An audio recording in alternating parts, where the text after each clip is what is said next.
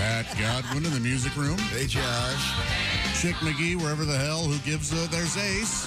Hey, Josh. Willie Griswold. Good morning, man. I'm Josh Arnold. There's Tom. Chick McGee's got a doctor's appointment this morning. Oh. Gyno. Really? That'd be a surprise. Maybe I read it wrong. Or maybe he's shadowing. Just going through some changes. You ever have that? You get What? you go to the doctor and they have the class. What? No, I've never had the class. No. Oh, I have. Yeah, I had that. I've done that a couple times. And yeah, hey, sure. I was in the hospital. It wasn't at the doctor's office. Oh no, yeah, I was in a hospital. Okay. As well. It was a, and it was quite literally a medical theater. I mean, it was the operating room had the equivalent of stands. Mm-hmm. It was like theater in the round. Very awkward, especially under the circumstances. I was doing the genital equivalent of sword swallowing. Excuse me? Catheter situation? Oh. They were doing I don't even know what the thing. It was a scoping, if you will, Gotcha. of the male member. And it was kind of like a sports bar. They had the big screens hanging from the ceiling, and they were pointing stuff out. Like, you see this? Yeah, we're going to do that, blah, blah, blah. It was very awkward. I was a young man, and one of these students had gone to junior high school with me. Good morning, Dr. Womer. Very awkward indeed. And under the circumstances, one can only imagine the shrinkage that takes place. Mine was in a very similar area, similar situation as well. Not the same area exactly. Not the same area exactly, but down there. Okay. Yeah. That's the scientific term we like to use. Down there. Yeah.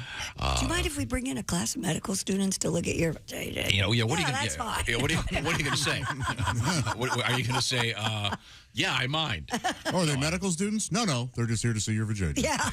I was that exact age. I was probably 24 or 5. About the same age I am. And and there was it was the medical school, and one of the people, like I said, I'd gone to junior high school with her. I'm sure she's a very, very fine physician now. But very, very, very awkward. You can't say no. Nope. No, you can't. Well, you could, but... the big screen TV thing was what kind of freaked me out, because I had to be awake for the procedure. Ugh. Yeah, and then I had to... You got to see the inside of your wang? That's interesting. Not many guys get that view. No, they don't. Let me tell you something. It is as unsexy as... What's it look like in there? Oh, God, it's just this blurry, pinky... Kind of a fleshy water slide? Yeah, then there was the occasional boulder. Was this pre-HD? No, this was pre-HD, yes. Yeah, it was. I'll tell you what, it was funny because I've never had to have it done again. So there's just the one time they were looking for something, they found it, got it, everything's cool now. Oh, good. But very awkward, very awkward. But I salute all those great medical people who are out there helping people on their way to work right now, many of them. And we hope you have a great day. We're going to have a great day here. I'm very excited about some of the stuff in the news today. As always, we have some interesting medicine. Of course, the key story today is this is. If I'm not mistaken, Ace's last day of a regular semi-normal diet. Oh, we haven't talked about what your last regular meal may be. Yeah. I'll probably make a stir-fry tonight for dinner. Okay. Oh, that's healthy. Once again, Ace. It was so funny. Last night I started cleaning out the fridge. I'm like, this bread will be gone in a month. And get rid of this. Ace is going to eat nothing but pizza, breakfast, lunch, and dinner. Pizza products. Oh, wait a minute. He said that. Bagels, toasted. Pizza bagels. Oh, yeah, okay. Pizza rolls. Okay. Yeah. All right. And I think you should also be able to do like a homemade pizza. That's going to be in there big time. An English muffin pizza at home. That's a treat I like to make for myself from time to time. English muffin pizza? Yeah. Take an English muffin, you put a little butter on there, a little marinara, a little mozzarella, a little pepperoni. Put that in the toaster oven, you got yourself a... The English Great time. It's one of the only gifts that England ever gave us in the food category. The English muffin? Yeah, for the most part, English food. Oh, look, here's a beautiful filet. Let's boil it. It's going to be exciting to have a company credit card. So, great. Yeah. Once again, I'm paying for all this. By the way, I do have to have you sign a liability waiver. Last night at dinner, By midnight. Finn and I were having sushi. She likes sushi. After swimming every Monday, we go for sushi. Right. And Finn Naturally. Finn goes, Daddy, is Ace going to die from eating nothing but pizza? He just might, honey. Well, it probably isn't the healthiest. What great radio. Pat. I'm just saying, that'd be a story. Get a lot of attention for that. we don't need the attention for that. Ace, if you at any time, Ace, you're allowed to bow out, and I'm looking forward to it. okay, all right, good, yeah. And we're gonna, I'm sure, have some very nice pizzas delivered here in the mornings. We for are. Ace. We'll get a schedule up and Nice. running. We all get pizza. Yeah. Okay, coming up in the news, give me just a couple headlines over there, Christy Lee. Well, we've had Cocaine Bear. Now we have Alligator Meth coming up.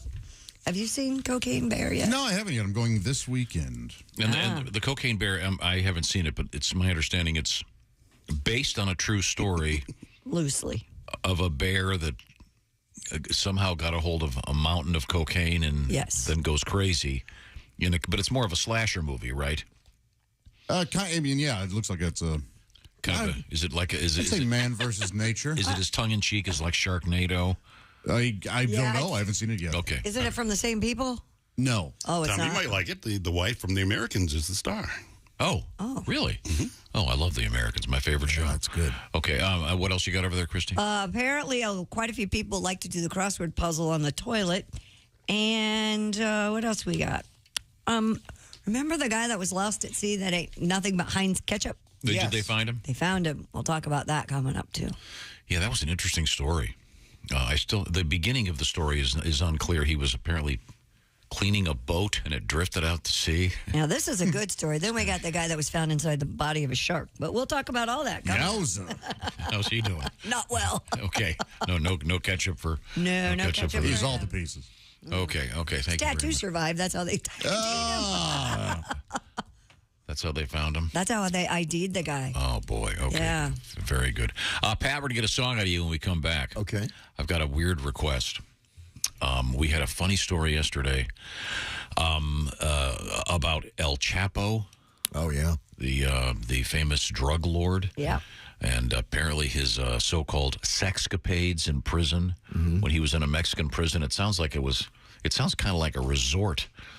Well, Women coming and going. He can do what he wants in there. he got a lot of food. Yeah, gourmet food. But I want to do a little bit of... You have a nice tribute to El Chapo that I think you forgot about. Okay. Well, I'll help you dig that up. Right now, I want to let you know that if you're a regular Bob and Tom Show listener, we always recommend Simply Safe Home Security. We've been talking about it for a long time. And like many things, this is something that we got into before we were even reading announcements about it. A chick discovered this years ago.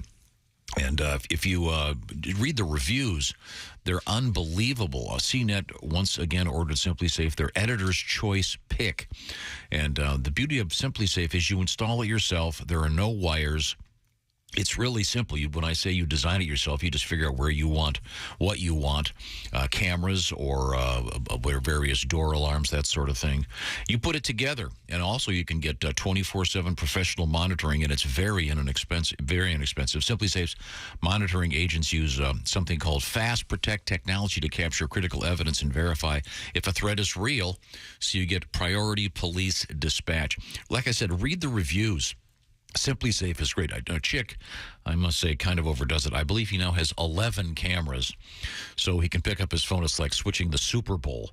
You've got all these different angles, every door covered, et cetera, et cetera. Get what you need and find out all the details at simplysafetom.com. Go today, by the way, and claim a free indoor security camera plus 20% of your order with interactive monitoring. 20% off. Find all the details once again at simplysafetom.com. There's no safe like Simply Safe. Also, coming up, we have rather disgusting kissing news. Oh, really? Yeah, you're a big kisser, aren't you, Josh? I like to kiss on the mouth of a girl. Yeah. Good, You don't like to kiss? spit swap. Yeah, sure. Who doesn't? Who doesn't? Ace, are you much of a kisser? Love it. Really? Okay, good to know. Good to know. These are all good things. We're going to find out about a new way to kiss someone on the internet. Is that right? Yeah, Yes, that's and romantic. when you find out how this works, I think you're going to go slippery slope. Hello, porno. When we come back, this is the Bob and Tom Show. Essential Morning Radio. All day and all night.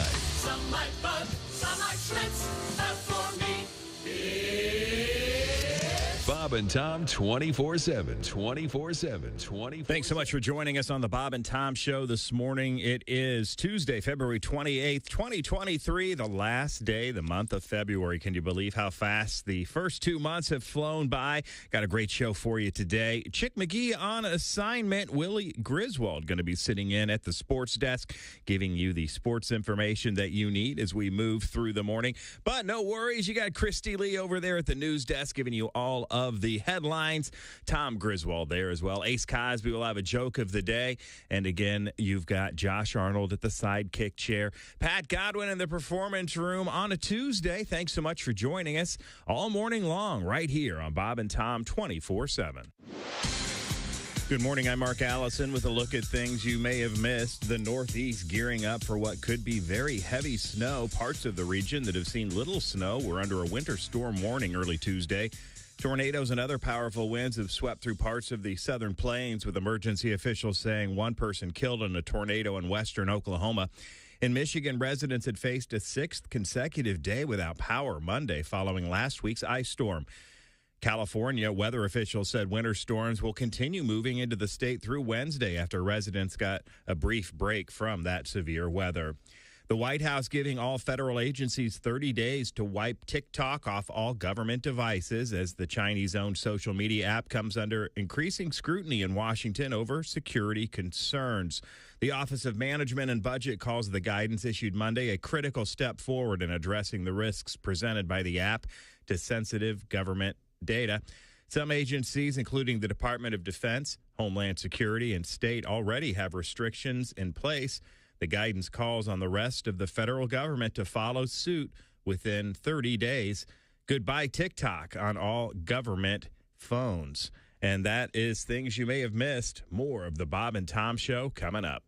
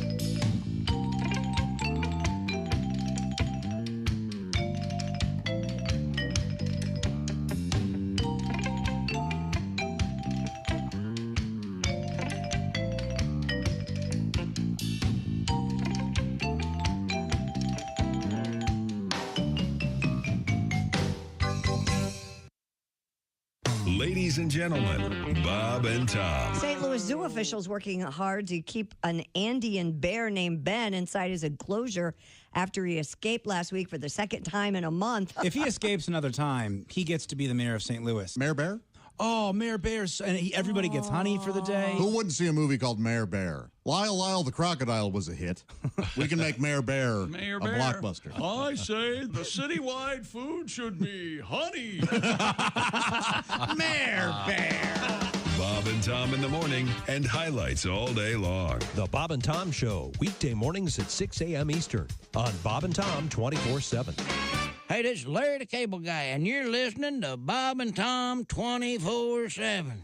Boy, better get up, get some exercise. Frigamall Broadcasting presents another Bob and Tom Olympic moment in history. The year was 1896. The place just outside of Athens, near the town of Stactontopolis, Greece. While preparing for the first modern Olympics, organizers were forced to eliminate a track and field event. In what will surely go down as the biggest bloodbath in Olympic history, runners from 5 teams were injured at the initial time trials of the 100-meter razor hurdles. 4 of the 5 athletes would never compete again. However, Austrian hurdler Klaus Kleinendorfer went on to be a silver medalist for the women's team as Gretchen Kleinendorfer. Oh, thank you very much for this. Thank you for this medal. This has been another Bob and Tom Olympic moment in history. Sound like Paul Hammett then. Essential Morning Radio. All day and all night. Might as well shoot me when the beer runs out. Bob and Tom 24/7. 24/7. Hey, man, this is Donnie Baker, and this is Bob and Tom 24/7. I swear to God it is. That's like all day and most of the night.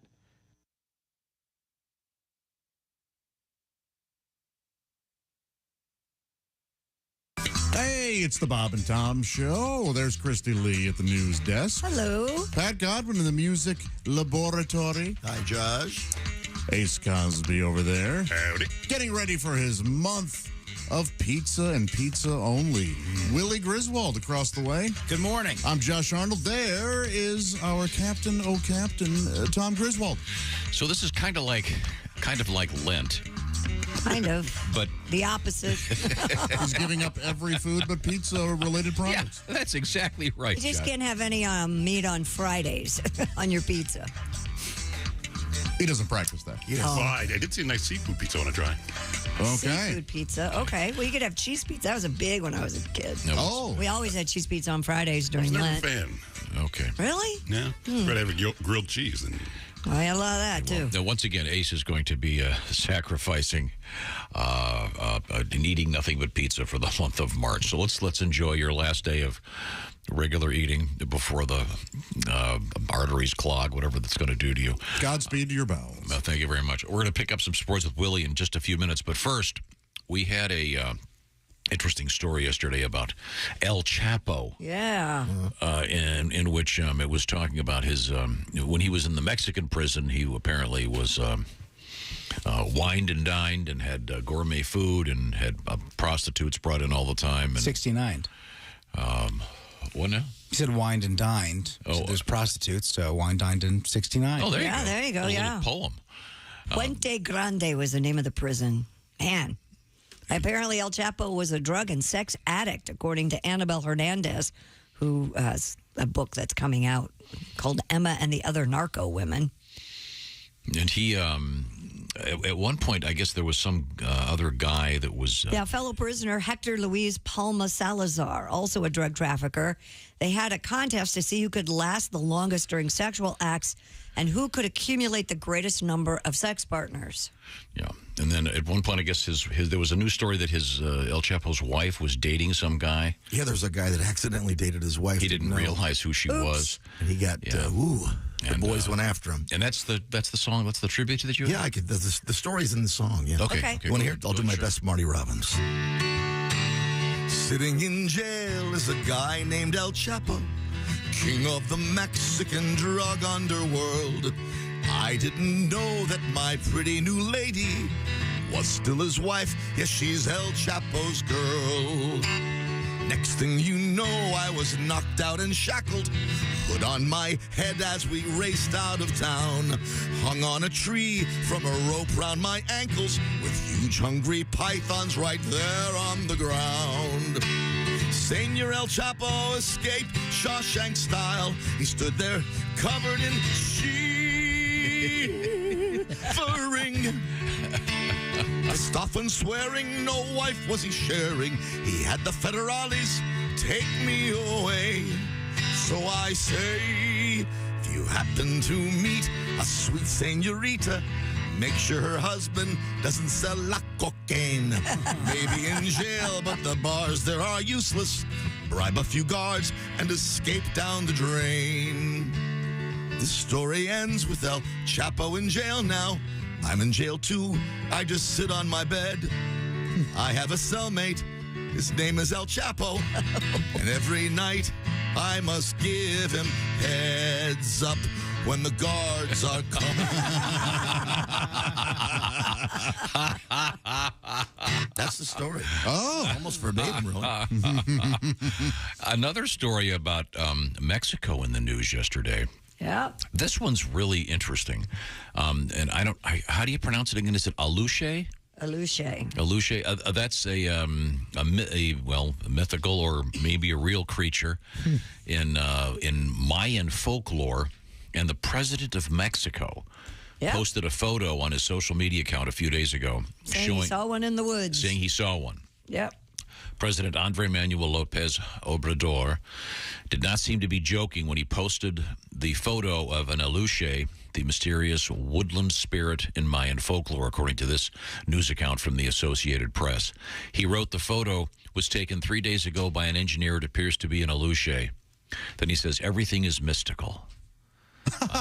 And it looks like a halo of hair with starry eyes up in a tree. It's kind of a black and white negative sort of thing. You know what I'm saying? Could be anything. Yeah, and it doesn't say if the photo was taken after drinking a bottle of Don Julio tequila. I don't know, but cool. I mean, but I was. Can you imagine if another head of state from?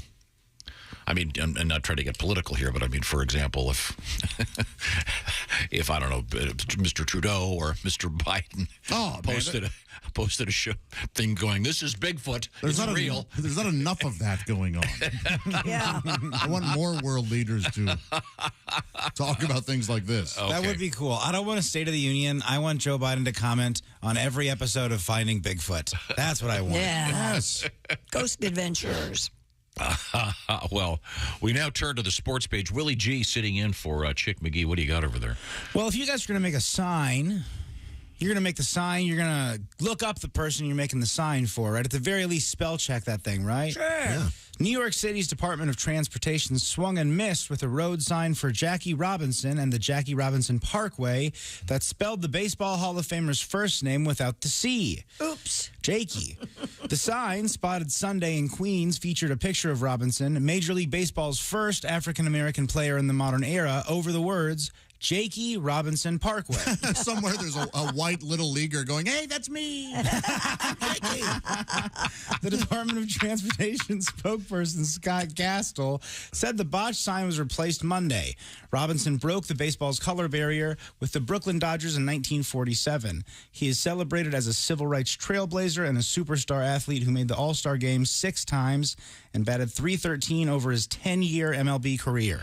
But wouldn't, in the process of making that sign, wouldn't a handful of people had an opportunity to go, wait a minute? Right. I mean, unless they're all 22 and have never heard of Jackie Robinson. No, I think I know that my kids at school, they do a special thing during Black History Month where they make sure that they are aware of great people like Jackie Robinson. They're still doing that after all the letters you sent in? Wow. No, but I mean, I guess my point is, okay, there's some computer guy that designs all their signs, and then they would send it to some place where they're manufactured, and you think somebody there might go, hey, wait a minute. Not everything works the way things work here, where 17 people have to approve one tiny logo. Yeah. Okay. But yeah, someone should have put it in the truck. They should have noticed it. The guy driving the truck. Yeah. The guy that came with the sign when the other truck had to come should have noticed it. And the guys had to post the sign. Usually one of them would have gone, wait a minute. Yeah. Are they that bored? You know, I think it's just you see something so many times and it just gets past you, I guess. I don't know. Okay, well, I hope they make a correction. Oh, I'm sure they will. What else you got? Well, World Cup winner Lionel Messi has won FIFA's Best Men's Player Award for 2022. I can see that. Spain's Alexa Putellas won FIFA's Woman Player Award for the second straight time. Messi won the voting over Kylian Mbappe and Karim Benzema. Oh, Willie, unfortunately, somebody forgot to tell you this is the United States, and none of us care about that. I watch soccer. You don't watch soccer. All right. It's not, we failed to mention that. You sure? What if I say that Karim Benzema, what if I say that I take that for my eczema? Oh, is that still not interesting? It's interesting. That's okay. Okay, cool. Yeah, well, Lionel Messi, right? A lot going on in the soccer world, then, I guess. In the what world? The soccer world. Oh. Football. Yeah. There's an interesting NFL story I saw. That would be Football Day Americano. Yes, Football Americano with Carson Wentz. He's whence he came. You're just going to do that. Well, here's what I have. The Washington Commanders have released quarterback Carson Wentz. According to Adam Schefter, the move will save the team $26.17 million against their salary cap. Well, how about that? That's all I got. Yeah, it should be interesting. He's bouncing around. And we have a little bit more coming up on the NFL. Yeah, the NFL Combine starts this week, Thursday. All right. Yeah. See these guys that are trying to make it 6'8", 300 run the 40 in They're 2 not seconds. so tough. NFL Network.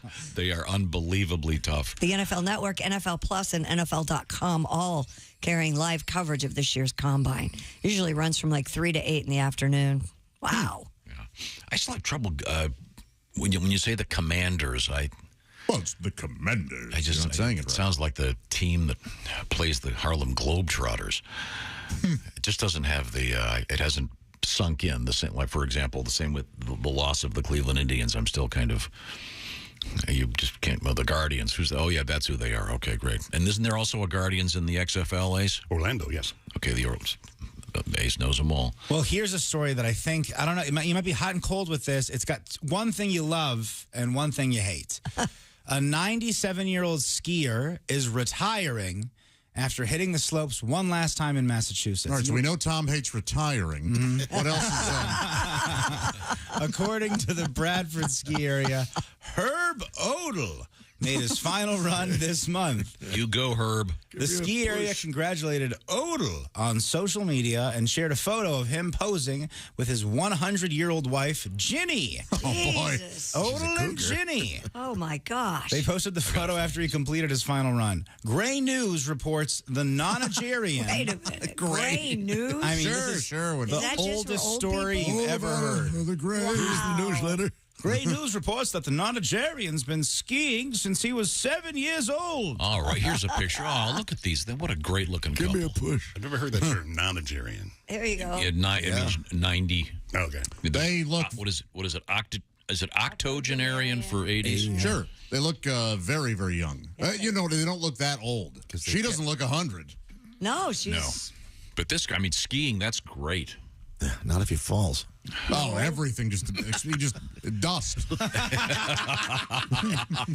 Well, and of course, when he started skiing, it's not like the old days. I know he would stay away from blacks and primarily do blues and greens. we're talking about runs. Man, you scared me for a minute. Yeah, what are you talking about? See? No idea what Yeah. Those are He also people who hated don't black ski. people. No, Josh. The black runs are the harder No, I knew what you ones, meant. And But the let's blue and the greens. finish the man's biography. Once I had no idea what you meant. Christy, Rest of this race. guy, 97 years old, going down the ski slope. He's got a nice pair of skis. He's got some. Well, I would hope so. Parabola. He has the first pair of skis. That's what I was looking. I wanted to see if he was skiing on wooden skis with the old strap binding, but he's not. What are they mostly now? Some sort of carbonite or whatever? Various types of fiberglass. Yeah, and they've gone from being really long and skinny to being like... It depends. Yeah, they've got the technology. This is very boring unless you're a skier. Is a lot of it's from snowboards. The technology that they use is now transferred to skis. Do you use the long, skinny ones like in the old days? No. But this guy's wearing a life alert. Hell yeah, he is. I've fallen and every bone is broken. No, good for you. That's the great thing about skiing. It's a lifetime sport. No, it is wonderful. I mean, obviously, I'll be dead before I ever get to. Well, then this guy isn't. I mean, it says, okay. Did you read the whole thing, Christy? Yes. He's quitting skiing, but he's taking up snowboarding. Yeah. No, that would be. Did you notice in the picture though that the only snow they have is like man-made? I mean, there's like no snow anywhere else. That's sad. Well, right now there's a lot of snow in a lot of places. Yeah, but not in the east apparently. And also, I'm sure you're aware of the new snowmaking machinery. No, I'm not. Snowmaking machinery is it's been revolutionized. Revolutionized, has it? Oh, absolutely. Yes. It's not grainy. What is it? They can make snow in 80-degree weather now. It's amazing. It's an ecological disaster, sure, but you get the ski, so it's. But how do they keep it from melting once it hits the ground?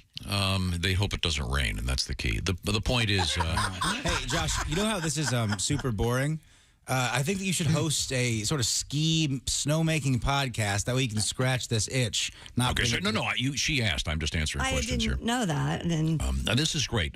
This guy's a cool guy, 97 years old and still skiing. You go. Good for them. You go, buddy. Does he go down a slope, so to speak? They probably did a green, I would think, yeah. Who knows? He's not moguling it down the hill, I bet. Well, I don't know. But I His think knees would break. It's important that he's still out there. Yes, You know, it is. We'll be there soon enough. One last run. Think I'll hit the half pipe. See what the kids are saying about these rails they got. I saw this guy skiing one Did time. you? Yeah, I was skiing behind him. His blinker was on the whole time. Yeah, everyone was passing him on the right. On your right, on your right, on your right. Okay. Coming up, we have a really cool update on the Ketchup guy. And it turns out he's kind of a weirdo. This is the guy that was drifted out to sea in a boat under circumstances that are somewhat foggy and lived on ketchup packets for quite a while. And he's been rescued. And then the Heinz ketchup people were trying to find him to get him a nice boat. Seems to me like it wouldn't be hard They've been to looking, find and it appears that they have actually found him. Apparently, he wins John Kerry's Swift boat. There's ketchup by the way, that is the most obscure reference of the show, probably this week. Wow. Do you want to explain the connection between John Kerry and Heinz ketchup? Yeah, he married into the Heinz wife's family. name. And then the Swift boat, of course. Oh, sure. There Very was some controversial. which was nonsense. The man was very courageous. Yeah, the guy was getting shot at. Yeah. Okay, I don't care what your politics Exactly. are. When you got a guy taking bullets. Let's give the guy a break or versus whatever. someone who's got, I couldn't go into the army because of my corns. Right, Okay, Nope. all right. He didn't go to war right. I'll tell you that right now. All right. If you're like me and like to do a crossword puzzle, Yeah. Do you do yours on the toity? very rarely. The toity. I like that. I haven't heard the word toity since my Aunt Florence died. So, Tommy, got to go toity? I just had a shiver. Yeah. God. Right now, I want to talk a little bit about HelloFresh because they've got something brand new out there. HelloFresh is a, what's the word I'm trying to say here? Are your taste buds getting bored? Tired of your own cooking? Sick of the same old restaurants? Sometimes it's great to have, well, I'm sure HelloFresh doesn't use the term kick in the rear, but I will. And now's the time to try HelloFresh because they've got a great offer out there. What is HelloFresh? Well, they do the shopping.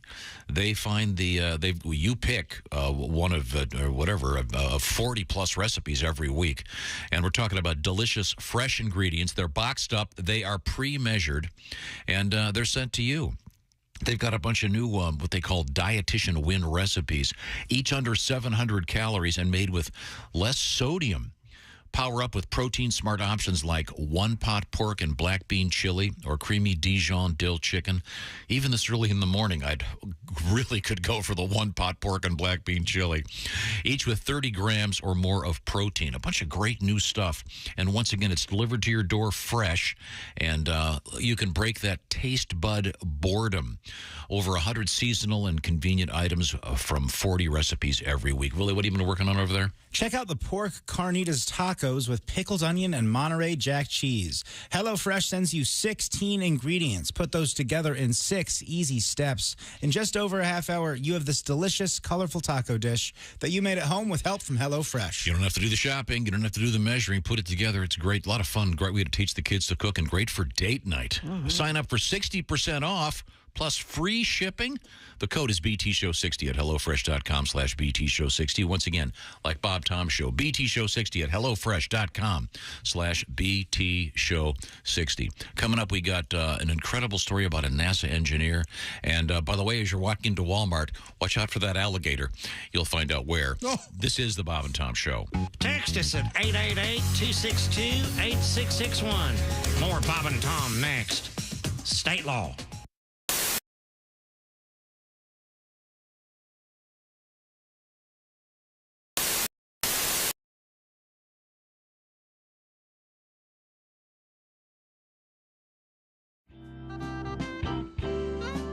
Bob is collecting large objects. I am. Oversized things. Oversized things. Mm-hmm. Do we have a new? We're running out of room. We have a Exciting. couple.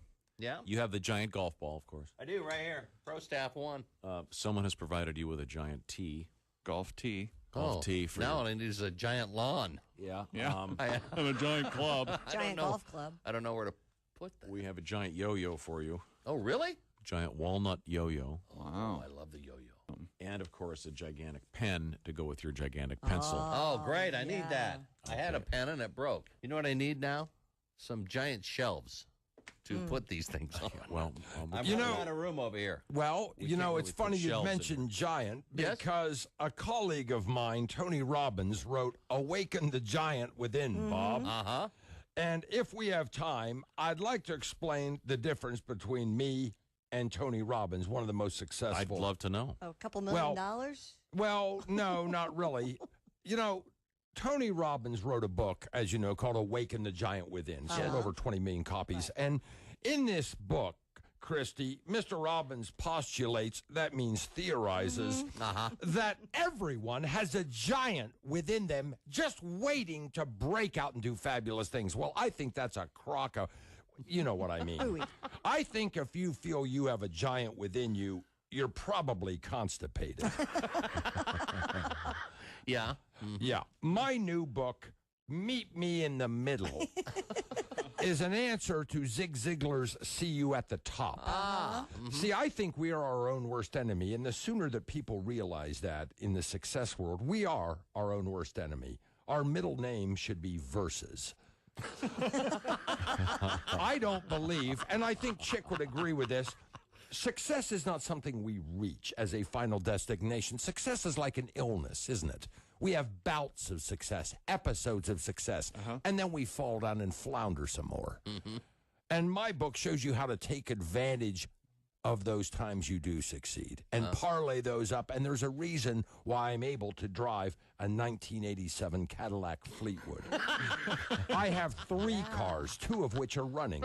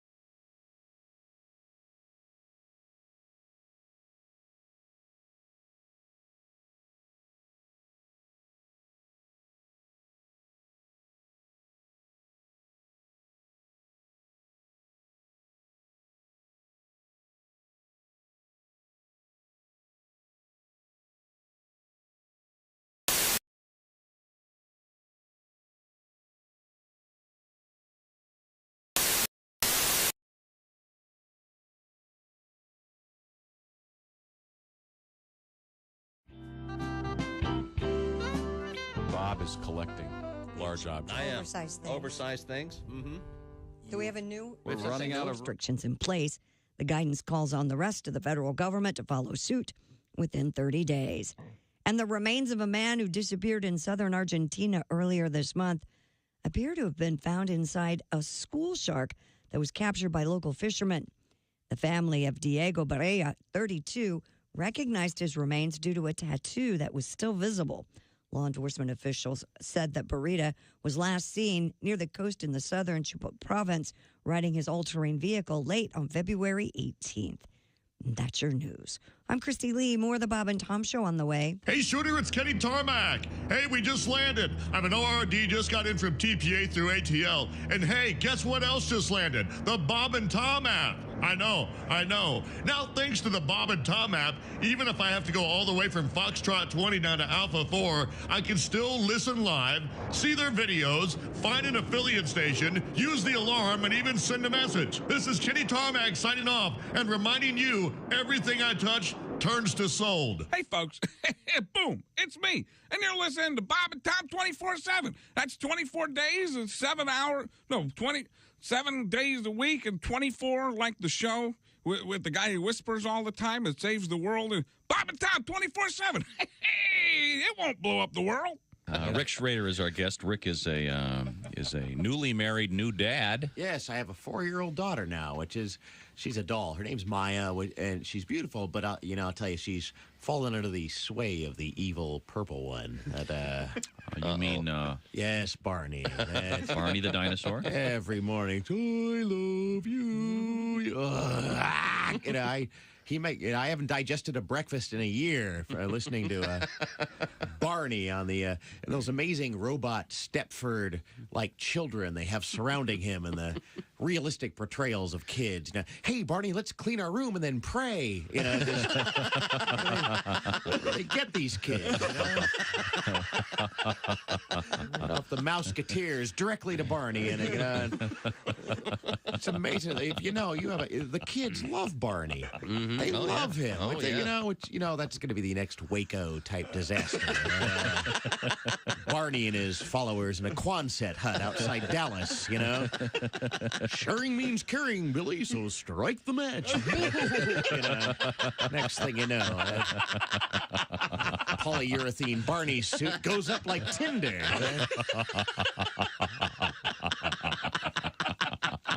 I point this out because I care. This is Bob and Tom 24/7, 24/7, 24/7, 24/7. Hi, fellas. This is Floyd Tucker, the over-the-road trucker. I will give you the details. It's all coming up. Hello, everybody. You're at the Bob and Tom Show, and hello, everybody out there listening. This is new music. This is my favorite thing. It is. This is like Josh on a high wire. I started. I look at him, and I can just see he's going, I don't know what I'm supposed to say. No, you're right. That happens a lot, but in this case, it was the music. The music is, we're like, wait. It sounds kind of like a sexy 70s. Oh, yeah. Miami detective show or something, yeah. Oh, I love this. I love this kind of keyboard sound.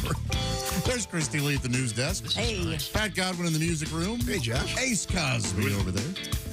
Willie Griswold. What's up, man? I'm Josh Arnold, and there's Tom. That's Steve? No, it's William. Nice. It's porno-esque. It is kind of. William's a deeply Christian man. I'll tell him you said that. Well, ask him what porn he likes. He was watching porn in the 70s, I bet. This sounds like what a cocaine dealer does when he's writing his novel on the side. Yes. It's what he's listening to. Ooh, yes. They should go to Costa Rica. Got an update. Willie, can you review the Jackie Robinson story real quick? It's over there now. I can remember what it was. Yeah, essentially, they put up a sign. It said Jakey Robinson, not Jackie Robinson. They left the C out. It's since been replaced. The sign is up. In the state of New York. It was in Queens, yeah. My question was, at some point in the process of, designing the sign, then someone has to print the sign, then someone has to drive the sign to the site, then workers have to put the sign up. One would have thought somebody would have said, "Oh, that wait a minute, right. that's not right." Got a nice note here from a guy who works for the DOT in New York State, apologizing for his fellow morons. He says, "Yeah, good help is hard to find." He goes, "Thanks for I enjoy the show," and he said there is spell check. There is a program for spell check in the sign making. So. But it may. I wonder if they don't have names plugged in or nicknames. Does spell check typically correct names? Would it know? I rarely use it, so I don't know. Okay. Yeah. Well, in any event, thanks for the hard work, Joseph, working on for the department out there, and I bet it's pretty rough with all the snowstorms, et cetera, for the DOT guys. But anyway, they'll get the proper Jackie Robinson tribute that is well deserved. They'll get it up. I'm sorry. I just said it's winter. They'll be fine. Yeah, they're used to that. They should be prepared for maybe some snow and Yeah, by the way, Joseph, this is coming from Josh, who wouldn't know the difference between a snow shovel and a pair of pliers. So we'll... Well, that's not fair. If that's true at all. I'm upset with the DOT there in New York. What'd they do to you? I've driven across some of those bridges and paid $18 tolls, and I'll tell you what, from what I understand, those bridges have been around since like 1920. I promise you they're paid for. They have to maintain them, you idiot. What do you have to do? Oh, do you want to go over the... Why do they call this the Rust River Bridge? Well, that's where the bridge fell in because Josh wouldn't pay the $18 for some guy to dangle from a cable and paint it. How do you maintain concrete? Well, I'm Christy. I could go into this, but I don't have an engineering degree. Various oils and brushes. I'm just saying. These structures need to be Something's maintained. going on over there. This great country of ours, and the greatest generation built all these bridges. We should appreciate them. He's got an IDOT in his pocket, doesn't he? Stop our whining. Oh, my God. You know, right now there's probably some guy climbing the Mackinac Bridge, risking his life. Oh, God, that again. So that I can head up to Moosonee to do some fishing. Now, why don't you live in Michigan? You haven't fished 30 years. No. I have so. Have you? I'm reading about fishing right now. Reading about it isn't going. That's crazy. I have fished. I'm reading about fishing. You know what they say. Fishing is a spectator sport. I think Hemingway said that. That's why I'm reading. Is that what you're reading, Hemingway? As a matter of fact, I am. Man of the Sea. Let's see, where was I? I had something I needed to talk about and correct, but we'll get to that in a few minutes. Willie G sitting in for Chick McGee at the sports desk. Have we missed anything? Yeah, well, tomorrow is March. The top 5 spots in the Associated Press men's college basketball poll remained the same. The rest of the AP top 25 was a big jumble. Houston was number 1 for the second straight week in the poll. Alabama, number 2. Kansas, number 3. UCLA and Purdue rounded out the top 5. Boilermakers held number 5, despite losing to number 15, Indiana. Rest of the poll, only number 20, Providence, kept the same position. So we got a big jumble. I guess that's why they call it March Madness. That's right. It's going to be great. Mm-hmm. Didn't you just go to a game, Christy? I did. I went to see the Purdue Boilermakers and the Ohio State Buckeyes, which was a slaughter. Boilermakers easily won that game. And then the next week turn around and lose to IU at home, which was tough. But they won the Big Ten. We'll be featuring our Dick Vitale tribute a little bit later on as we get ready for March Madness. We may have a little something for you on that particular topic. Now, we can go back to the sports desk. What else is going on, Willie? LeBron's going to be out for a while, probably injured. The rest Probably injured? That's what it just says. The extent of the injury is not yet known. Maybe he's just tired of playing. I think that he wants to make it to the playoffs. The Lakers are 12th in the West right now. So we'll see if he comes back. And then a little bit of positive news. New York Mets right-hander Max Scherzer described pitching under Major League Baseball's new pitch clock a cat and mouse game. Contrary to previous years, Scherzer feels the pitching finally has control of the tempo because of the new pitch clock. In his first start of the Grapefruit League schedule, Scherzer was touched for a run in the second inning but struck out 5 while working the first 2 innings of the Mets' 6-3 win over Washington. The average game time through 3 days of spring training is 2 hours, 39 minutes, down from an average of 3 hours for the fall of spring training last year. So pitch clock might be working. Yeah, but again, the big controversy was... the controversy was at last weekend when you had the bottom of the 9th, bases loaded, 2 strikes, and the guy gets called out for not being in the batter's box on time. That's correct, yeah. That's ridiculous. It was bizarre. Yeah, that happens during that happened during the World Series. Oh, my God. They'd storm the field. That's the thing. We have no idea if this is going to be effective or not, or good or bad, until at least half a season is played. And you know that's going to say longer. In the regular season, probably. No, thank you. When I tell you what, when we come back, we're going to feature. I've had a bunch of requests for this already. Just the smell of the baseball season just around the corner. We're going to feature Dan St. Paul in the first baseball game. Classic. One of the classic pieces from this show, Dan St. Paul out of San Francisco, was an absolutely brilliant piece, and we get requests for it all the time. And I think it says the seasonality suggests yes, we can get that on right now. A couple of other things coming up in the news. We teased this last week. It's a really weird story. Do you remember they made a movie of Dick Tracy? Yeah. Sure. With Warren Beatty and Madonna, and the movie bombed. Yeah, it did. It's back in the news in a weird way that involves Warren Beatty dressing up as Dick Tracy, and it involves some kind of copyright thing, and it's very odd. We'll get to that coming up. Also, we have an interesting story about a New York City skyscraper that may be built. That's not just a skyscraper. It's got something very special in it. Plus, we have brain surgery in the news. And as Christy said, do you do your crossword puzzles on the toilet? On the toity. We're going to... Remember I said don't say toity? Reminds me of my Aunt Flo. When we come back, this is the Bob and Tom Show. Thanks for listening to the Bob and Tom Show this morning. Even though we're not too much to look at, you can also watch the show on our YouTube channel.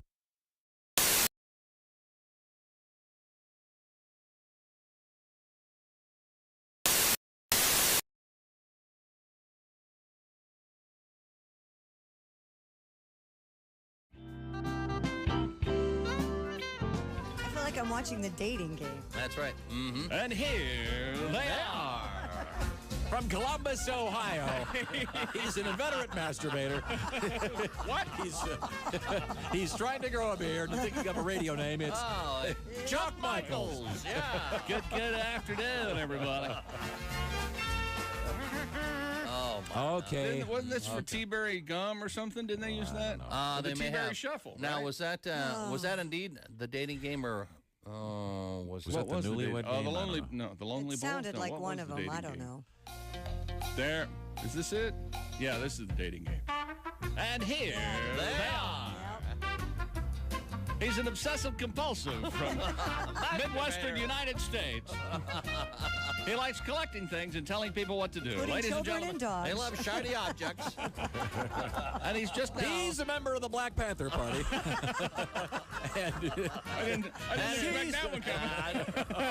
He didn't. And a confirmed bachelor. All right, now, here they He's are. fathered 9 children. Ladies and gentlemen, big round of applause for Tom Griswold. Yeah, that's where you come around the partition. Okay. Now this is where you go, bachelor number one. Hey, if I I'm was held greasy, bachelorette number one. If I were a bush, what if kind I drop of some bush food on the would I floor, be? how many seconds before you eat it?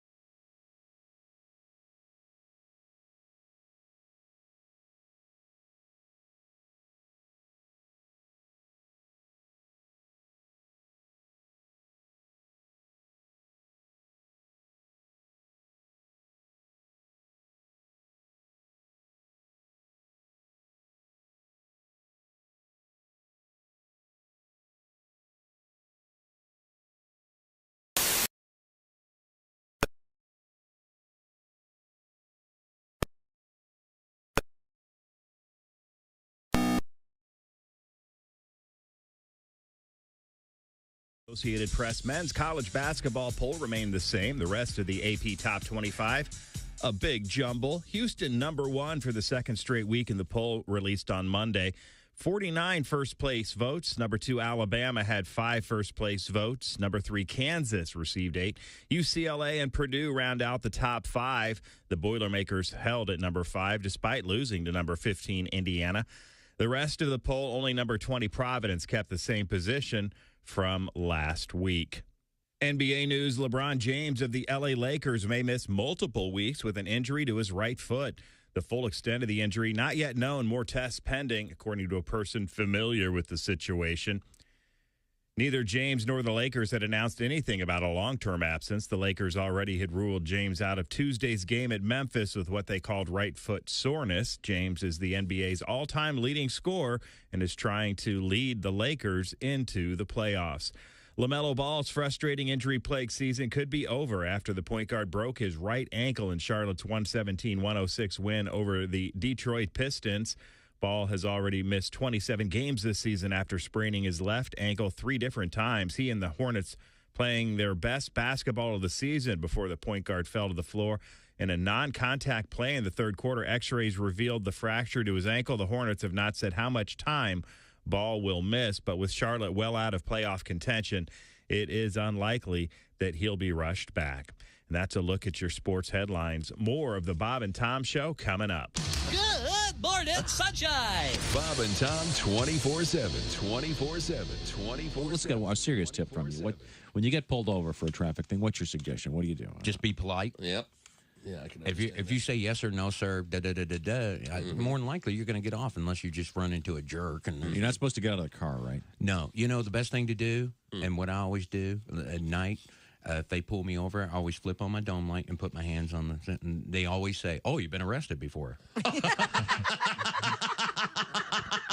And I go, "No, I'm an ex-cop." And then all of a sudden, everything just smooths. Now, how do you prove you're an ex-cop? Do you have some kind of special signal? I just say I make more money now. And they know that you're. They know I'm. I see. Okay, good.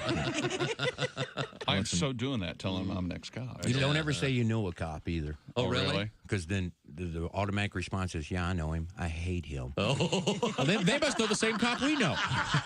Wow.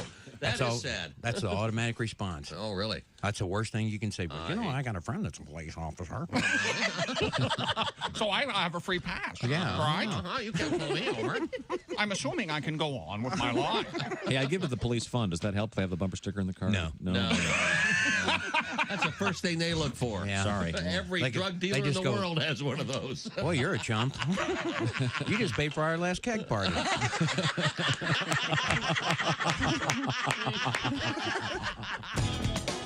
Bob and Tom 24/7. Not on air, online, all the time. Bob and Tom 24/7.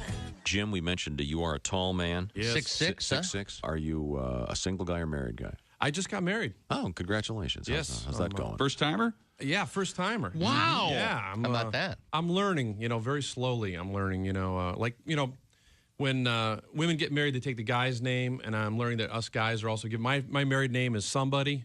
Somebody's got to take the trash out. At first, I was like, is she talking to somebody else? Is there somebody else here? Somebody. Shouldn't we be on a first-name basis by now? Well, someone's going to have to go to the hardware store, and somebody's going to have to put this table together. Thanks for listening to Bob and Tom. Hey, everybody, it's the Bob and Tom Show. Christy Lee, you're looking good. I hope you're feeling good as well. I feel great today, Josh. Thanks for asking. Pat, how are you, buddy? I feel good, Josh. How about yourself? Very well, thank you kindly. Ace Cosby, looking great. Thank you, Josh. There's Willie with that smile that we all know and love. I love these new intros. It's like a surprise every time. That's right. I'm the surprising Josh Arnold, and there is the unamused Tom Griswold with my look you just. I did. He likes routine, Josh. He likes routine. You're breaking the routine, I think. I'm fine, but thanks for asking. Good. Yeah, so this morning I get up and I'm trying to sneak around. Sure. Oh, boy. Not wake everybody up. Sure. Right. I always try to do that. And, You're not very sneaky, though, are you? well, and I'm not in my own house, so I don't know exactly how this house works that I'm in, but there was an incident. Yes. There was an incident, and so I'm trying to creep around, and now we have 3 dogs in the house, and one of the dogs had a little incident. So I'm trying to clean that up, and in the process of which I'm trying to air out the house. So I open the back door, then I open the front door, and then I'm sneaking around, and then the wind has them simultaneously close, making more sound than a sonic boom. Did you get locked out? No, I didn't. That would have been... something that would have been the topper. That would have been. With no phone? That would have been perfect. In your pajama pants. Yes, run around to the backyard in my underwear in the rain. Yeah, it would have been great. So anyway, we're all good. Everything's fine. Good. Dog feeling better, I don't know. I'm sure. I don't know if anyone woke up. Okay. We'll find out later. But the point is, we were talking about baseball and the new the pitch clock, et cetera, a bunch of stuff they're trying to do to speed the game up. We'll see how this settles in. But since it's the baseball season is just around the corner, we're going to be doing our show live from Cincinnati at the Hard Rock coming up for the first day of the baseball season. It's always a great time. Yes. And we'll give you some details on that. We're working on the posters, et cetera, right now. This is a classic piece from the Bob and Tom Show from Dan St. Paul, going back a few years, talking about, going back way back to the very first baseball game. Dan St. Paul is our guest. Now, we were talking about the fact that you're from San Francisco and you live there with your wife and your son. Yeah. And you're a sports fan, and particularly I know you're a baseball fan. Yes. And a big Harry Carey fan. Yes. Oh, I love Harry Carey. I have to tell you, though, we have a female announcer at the ballpark in San Francisco. That's right. Sherry Davis. Did I ever say that? And I went to the game before the strike last year, and it's very strange because she sounds like the phone company lady. It's weird. It's like, the third baseman is number 9, Matt Williams. Please make a note of it.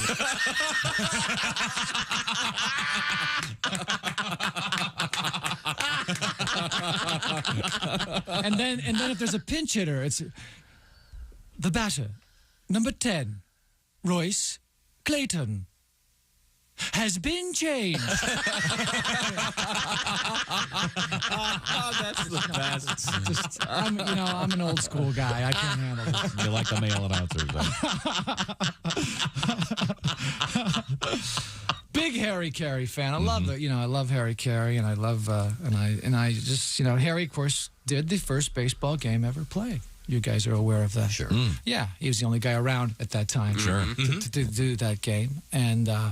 It was wonderful. I got an old tape of it, and I listened to it all the time. Hello, fans. This is Harry Carey. Welcome to today's game between the Bethlehem Braves and the Jerusalem Giants. Kind of a sparse crowd here today, as a plague of locusts has made it tough to get out to the ballpark. You can hear the vendors, though. Hey, manna, get your manna. Who wants bread from heaven? It's hot. It's fresh. It just fell. Hot manna here. Penance, our Father's Hail Marys. Can't get absolution without an act of contrition. Who wants a rosary here? Water. Uh-oh. Wine. Who wants wine now? Peter looks into Jesus for the sign.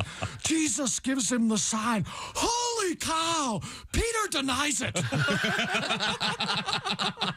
He gives it to him again. He denies it again. Once more. That's 3 times, and Jesus is out to give Peter a sermon on the mound. Jesus, of course, the big hero in yesterday's game, came up in the bottom of the 9th with the Braves down 3-0 and hit a bases-empty grand slam. Fans, we haven't had a miracle like that since we had fishes and loaves night here.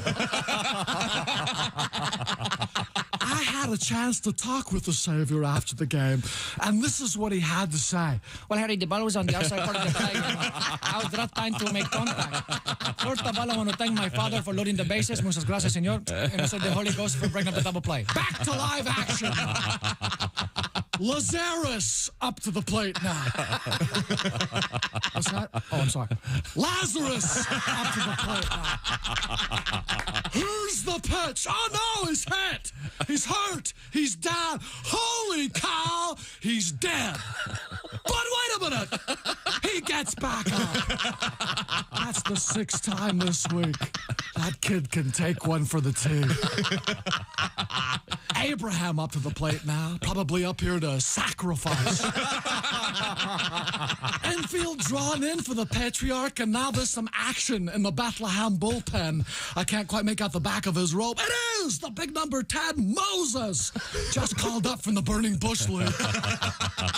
Already gaining a reputation for that lightning-fast pickoff move, reminding those runners that thou shalt not stay up. Let's give it over to Steve Stone.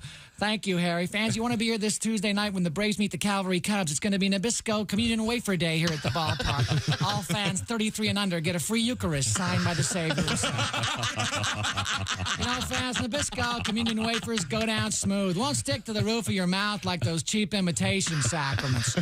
Sure, they cost a little more, but when it comes to your eternal salvation, isn't it worth that extra buck in the collection plate?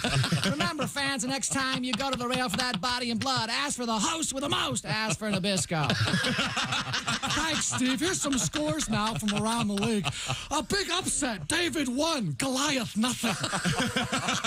Ends a long win streak for the big guy. Oh, no, Job is on the 15-day disabled list with a bad case of leprosy. Pulled a hamstring. Pulled it right off. The angels have sent Lucifer down. That's a shame. When that fellow was in his prime, he could throw some heat. This year, his earned run average has ballooned to a hefty 6. And here's a partial score. Sodom and Gomorrah still tied at 69.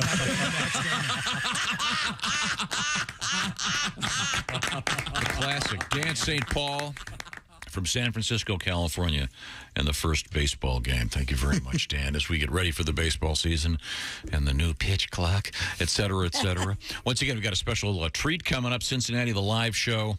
It'll be at the Hard Rock. We'll give you some details on that for the first day of the baseball season, a month away. We'll certainly look forward to that with a couple of special guests. Thursday, March 30th is that day. Couple of special guests. Once again, today is the last day of February, which means that it's the last day Ace will be eating anything but pizza. Ace has decided to do nothing. Pizza. The all. No, it's not pizza made of butt. Is that what we're doing? I know, but it's I like to think about butt. In my head, butt pizza was like a really pretty girl with a big butt, and there's one slice of pizza on each of her cheeks. That's there's nothing wrong with that image. Looks like a little heart because the slices. Where was I? Ace is going to be eating pizza and nothing but coming up in the month of March. Looking forward to that, Ace. And we'll be getting you some very exotic pizzas. People are going to be sending us frozen pizzas from all over the place. Do you have the first day's menu selected already? Are you going to? I've got a sausage and gravy pizza tomorrow for breakfast, and I think I'm going barbecue chicken for lunch. Now, are you bringing the pizza in here so you're going to eat it here? Okay. A sausage gravy pizza? Yes. Really? Does that have tomato sauce on it, or is it just... No, it's gravy. Like gravy you would have on your biscuits and gravy. Okay. Here's one you can get at Costco. It's called Hedgie's Pizza. It's a breakfast pizza featuring country-style sausage, bacon, scrambled eggs, green onion, country gravy, and cheese. All right. That sounds good. Yeah, it does. Okay. Instant diarrhea. Could it help balance out the, I'm getting those for Ace. We got to try that. Okay. Well, we'll keep you abreast of what's happening in that situation. We return now quickly to the sports page. Willie G sitting in for the Chickster. What do you got? Well, here's a stupid world record. A NASA engineer broke 6 world records in a single day. What? According to Guinness World Records, Miss April Jennifer Choi tackled the record titles for the most riffle shuffles of a deck of playing cards in 1 minute. 34. She's a badass. Wait till you hear what else she did. I thought you said this person worked for NASA. Yes. He did. But it's a woman. Oh, wow. So I'm confused. Yeah, and it's Miss April Jennifer Choi. It's not Jennifer Choi is Miss April, just to be very clear. Oh. Number 2, the most fire hoops spun simultaneously, 6. The highest throw and catch of a spinning fire knife. 10 feet, 3.6 inches. That sounds crazy. She's a badass, and it gets scarier. The most fire-eating or shoot-the-moon transfers in 1 minute, 30. What's a shoot-the-moon transfer? It's the most fire-eating transfers. The fastest time to hit 10 targets with a whip or the Tasmanian cutback. She did that in 5.56 seconds. Whoa! The most flowers crack-whipped from the hands in 1 minute, that's 50. You know, we're gonna come back and tell you more about her. The Tasmanian cutback. If ever anything sounded like a sex move. Heck yeah. You ever heard what happened over the weekend? Yeah, Godwin gave her the Tasmanian cutback. She's in the ER still. They can't stop the bleeding. Pat can't get the smile off his face. Coming up, we have an update on the 97-year-old skier We've got Ketchup in the news, Dick Tracy news, of all things, and an interesting question in the news. At what age do you need to finally settle down and get real furniture? That's a great question. Yeah. And I was just talking yesterday, at what age do you stop helping your buddies move? I was talking to Mr. Oskey about that. He said, hey, look, I'm too old to do this for free beer and a pizza. I can afford free beer and a pizza. Yeah. What I can't afford is to have to go to the chiropractor to have my back put back together. Well, if he doesn't want me to help me, then don't have a truck, Oskey. That's your fault. He has a nice truck. Yeah, that's they should make an invisible truck so no one knows you have a pickup truck. Man, this April, she's pretty. She could have been a Miss April. Well, we'll find out about her a little bit more in a minute. Right now, the Bob and Tom Show is sponsored by BetterHelp. It's very important. Getting to know yourself can be a lifelong process, especially because we're always growing and changing. Life a little confusing right now, maybe a little overwhelming. Therapy is all about deepening your own self-awareness and understanding and helping yourself out. Sometimes you just don't know what we want. We don't know how we're reacting. We have trouble walking through certain aspects of our lives. BetterHelp can connect you with a licensed therapist who can take you on the journey of self-discovery from wherever you are. The beauty of BetterHelp, it's all done online. So it's extraordinarily convenient and less expensive. If you're thinking of starting therapy, give BetterHelp a try. It's entirely online, as I indicated, and it's designed to be super convenient, flexible, and suited to your schedule. How do you get on it? Well, you fill out a brief questionnaire to get matched with a licensed therapist. By the way, switching therapists at any time can be done for no additional charge. So discover your potential with BetterHelp. Once again, the Bob and Tom Show is sponsored by BetterHelp. And it's BetterHelp, HELP.com/BT Show. That'll knock 10% off your first month. BetterHelp.com/BT Show. That's BetterHelp.com/BT Show. Now, coming up, we have some extraordinarily interesting stuff, including kissing on the internet with the assistance of a special device. And as I said earlier, slippery slope. I see porno in the future here. This is the Bob and Tom Show. Bob and Tom. 5, 4, 3, 2, 1.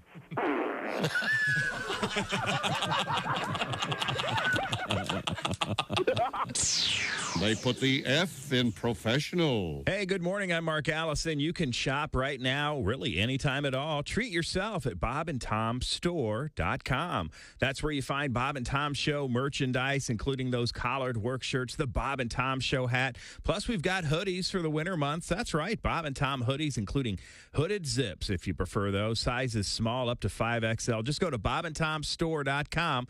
Look in the upper left-hand corner for the new tab to see the latest and do some shopping for yourself. It's a great place to shop for the Bob and Tom fan in your life. bobandtomstore.com. Always open, never closes, always there to serve you. And the staff, beautiful. bobandtomstore.com. Hi, everybody. Christy Lee with your Bob and Tom Entertainment News Update. Chris Rock's live stand-up special on Netflix this weekend will be an entire evening with a pre-show and post-show. Chris Rock's Selective Outrage airs live Saturday at 10 p.m. Eastern. Ronnie Chang of The Daily Show will host the show before the show starting at 9:30. That will feature Arsenio Hall, Leslie Jones, Dion Cole, and a slew of special messages from special rock friends. Then after the show, David Spade and Dana Carvey will host the show after the show with guests Hall, J.B. Smoove, and Kareem Abdul-Jabbar. And Paul McCartney has donated the Beatles song When I'm 64 to help chimpanzees. The song is used in a new campaign for Save the Chimps, a sanctuary in Fort Pierce, Florida that supports hundreds of chimpanzees. McCartney said people don't realize chimpanzees can live into their 60s, and he's happy to donate When I'm 64 to the sanctuary because nearly half of their chimps are older ones. The song is used in a 30-second ad that launches today on PBS. And David Byrne will perform his Oscar-nominated song at the Academy Awards with actor Stephanie Hsu and music trio Son Lux. Their song, This Is a Life, from the movie Everything Everywhere All at Once, is nominated for Best Original Song. Rihanna and Dionne Warren also will perform their nominated tunes. The Oscars will be March 12th in Los Angeles. And that's your entertainment news. I'm Christy Lee. More of the Bob and Tom Show coming up. We got some extra. from the Bob and Tom Show. With us in the studio, comedian John Garrett. You have a straight job? I mean, like a normal day-to-day thing? Yeah, I actually do. I'm actually a CPA, believe it or not. Yeah, and that spells party. Yeah, it does. Most people think CPAs are hysterical. Yeah. No, of course not. We're dorks, big dorks. But and honestly, on behalf of all accountants out there, I'd like to say that we don't all do taxes. Some of us prefer to embezzle. It's much more lucrative. I read recently Willie Nelson wrote a song called Whatever Happened to Peace on Earth as his little protest to the war in Iraq. And my immediate thought was, why does he care? It's not like it's his tax dollar being put to use.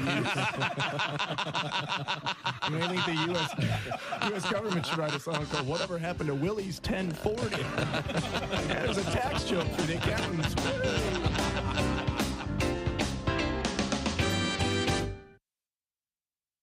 Hi, this is Dr. Will Miller, and you're listening to Bob and Tom 24/7. Time now for great moments in NFL history. The year 1976. The place, Miami, Florida. It was Super Bowl 10, and America was celebrating her bicentennial. The national anthem that year was performed by famous blind entertainer Tom Sullivan. Let's listen to this rare recording of his pre-game performance. Oh, say, can you see? Mr. Sullivan, What? You're not on the microphone. Take 3 steps forward. Oh, okay. It's just... Oh. By the dawn's early light.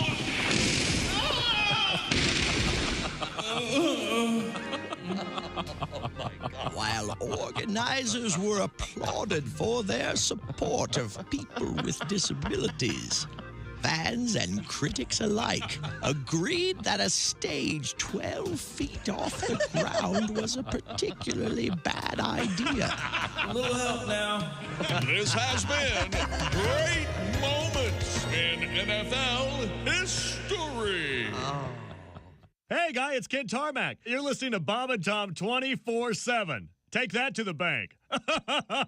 24/7. I know. Dave Cooperman is here with us. Hey, how are you? I'm great. Good. Dave, a young guy, young alive. comedian, good-looking guy, married man, I understand. I am. How's that going? Right now, we're working on having kids and stuff. And, Cool. But we're having some trouble, and she's blaming me because she's not getting pregnant. And I'm like, honey, you realize we actually have to have sex, okay?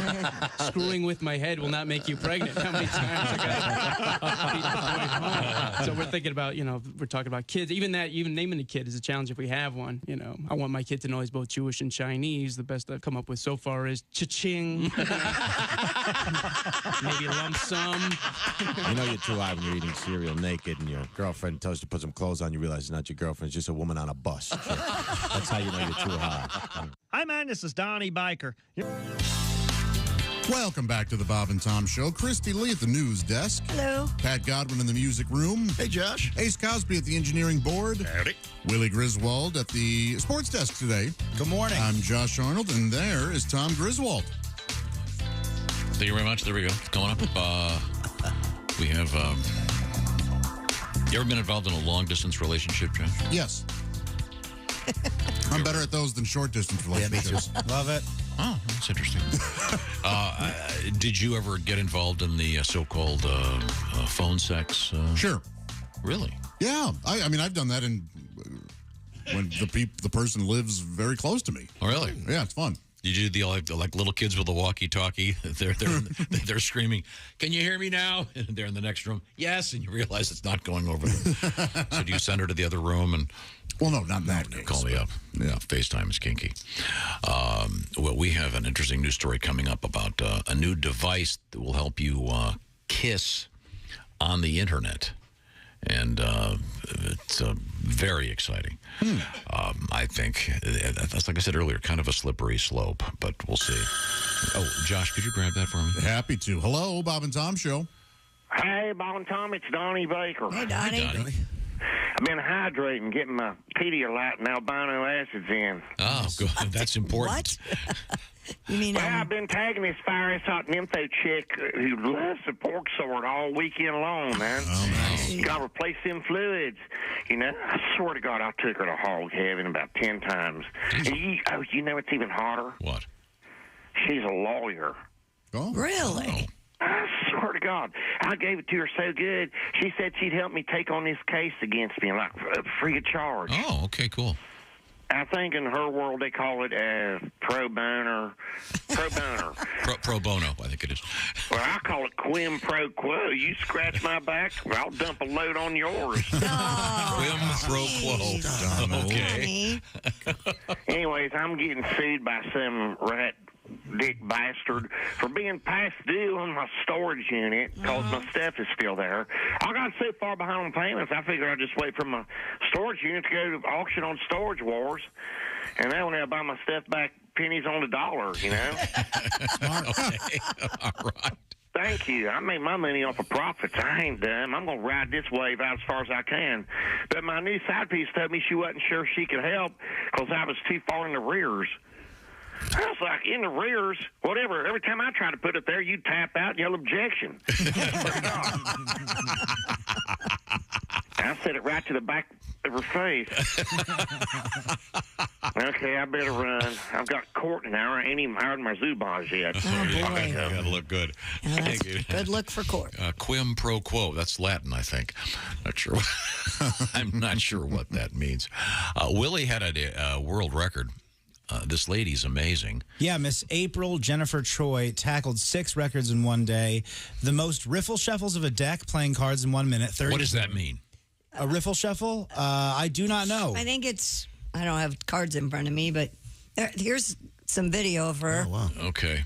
This is the Flaming Hula Hoopers.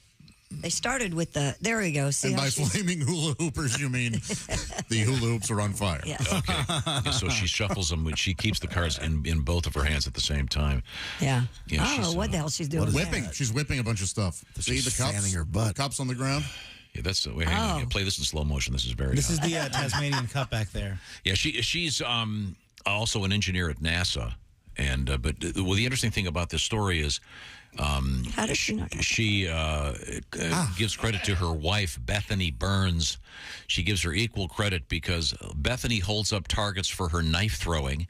She holds objects in her mouth while April whips them. Yikes. In general, serves as a test on me for April's tricks. Wow. She's fearless. Now, what's she doing now? She's swallowing Flames. Right. Okay. Wow. That must be her wife right there. Yeah, okay. For those of you who are watching All right. us. Okay, well, let's move on. She is a badass. And she's an engineer at NASA. So Yeah, she is a badass. That's posted on my Twitter as well. she's got a lot of cool stuff going on. Thank you, Guinness Book of World Records. We now turn to the news desk with Christy Lee. What have you got over there? Well, a new device has been invented in China that allows you to make out with someone over the internet. CNN reports the contraption, which features moving silicon lips, is equipped with pressure sensors and actuators. It purportedly mimics a real kiss by replicating the pressure, movement, and temperature of a user's lips. Yeah. Along with kissing motion, the device can also transmit the sound the user makes. Do you make a lot of sound when you kiss? Yeah, you're doing it right. So isn't this like putting in a mouth guard or strapping on the mouthpiece of a scuba tank? Well, kind of, I guess. The Video kissing I've machine. seen looks very creepy. The kissing machine is paired with a smartphone app so couples can start a video call and transmit replicas of their smooches to each other. The device is priced at $41 on China's largest online shopping site. Is it Taboa? So are the lips on like a stem like the lead singer of that Return of the Jedi band, and you just reach out and kiss them? Oh, that's a great analogy. Or do you how do you do this? It looks I'm gonna like look it up. here's the photograph. And is the mouth deep enough for other things? See, that's my first question. It's sort of a projectile It looks disgusting. with these really creepy lips, and they're not red. No. They're all kind of a... Is this what you have? Yes, that kind of a picture? Yeah. tan flesh tone. That is gross. That is disgusting. Where do you buy that? Where can you get that? Can you get that on the internet? Can you order it? Oh, my gosh. Can they send it to your house? It does kind of look like Homer Simpson's mouth. Yeah. It's very creepy. So it opens and you can just make out with it? Yeah, and the question is, how deep is it? I think how deep is your love, right? Mm-hmm. Yeah. Wow, that's really something. Well, you're right, Tom. This is going to lead. This is the gateway. This is the gateway to some kind of internet pornable. It'll be like mommy parts and daddy parts that hook up to your computer. And but the idea here is that it kisses you. The fake lips kiss you the way it's being kissed by. Well, it would be like the equivalent of those things where you see there's the man inside the robot, the woman inside the robot, and however they move, the robot moves. Sure. So that's presumably the other end of the computer. I guess there's something that would be inserted in the mouth in the way that. There's more to this. While advertised for long-distance relationships, the Chinese device also allows users to pair up anonymously with strangers in the kissing square function of the app. There's a whole square, like a town square, where you just go and make out with strangers. So it's in effect a glory hole. For kissing. Yeah. Hey, want to know what it's like at the bus station on a Saturday night? Well, this is all fun and games until somebody in that kissing square bites down. And all of a sudden, you're missing half your tongue. Users can also upload their smooches in the app for others to download and experience. Wow, what kind of narcissist wants their... To kiss themselves? Ugh. Now, to make it really authentic, they should have like a spritz where you could spray various types of bad breath in there. You spray cigarette breath, alcohol breath, 3 a.m. post-vomit breath. She still wants it. Oh. She still wants it. Yes, garlic, it's spaghetti time night. A similar invention, the Kissinger, was launched by the Imagineering Institute in Malaysia in 2016. By the way, calling it the Kissinger. That's really something. Hey, it tastes like napalm. But that one came in the form of a touch-sensitive silicone pad rather than the realistic-looking lips like this particular Chinese version. Weird. Yeah. And for $41, I bet you get what you pay for. This is sort of the equivalent of the back of the comic books when you were a kid. You get the monkeys, and turns out they're like whatever they were. The sea monkeys? Amoebas or something. Brine. Not really worth the money. Okay. But it is available, as you said, for $41 on the internet. Sure is. And what is the name of this thing? What did I say it was called? It's called... The Kissinger? No, that was the other one. That was the early device from another company. Make out with me. It doesn't really have a name. It doesn't say that. Okay, just the kissing machine. Yeah. Mr. President. That's my nickname. You're the kissing machine. Yeah, Pat, the kissing machine Godwin. Really? He's out there smooching it up. Well, Pat, I thought we would take this opportunity to have you do a tune, and I heard you playing in the room earlier.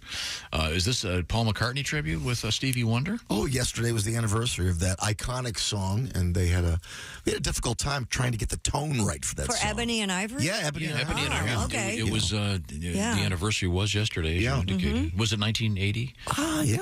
And, so they did a lot of first drafts and stuff to just get the tone right. This is the actual first draft of Ebony and Ivory. We're all very nervous.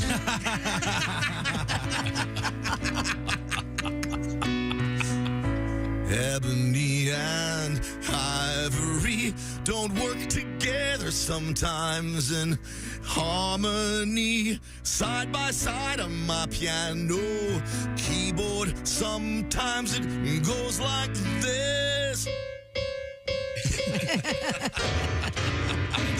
So they had to, then they adapted. The actual truth is they don't actually. Well, hey, that's more of a song of racial unrest. Yes. Thank God we're past that. Yeah. We are. I like that song that I prefer, if we're going to talk Paul McCartney duets.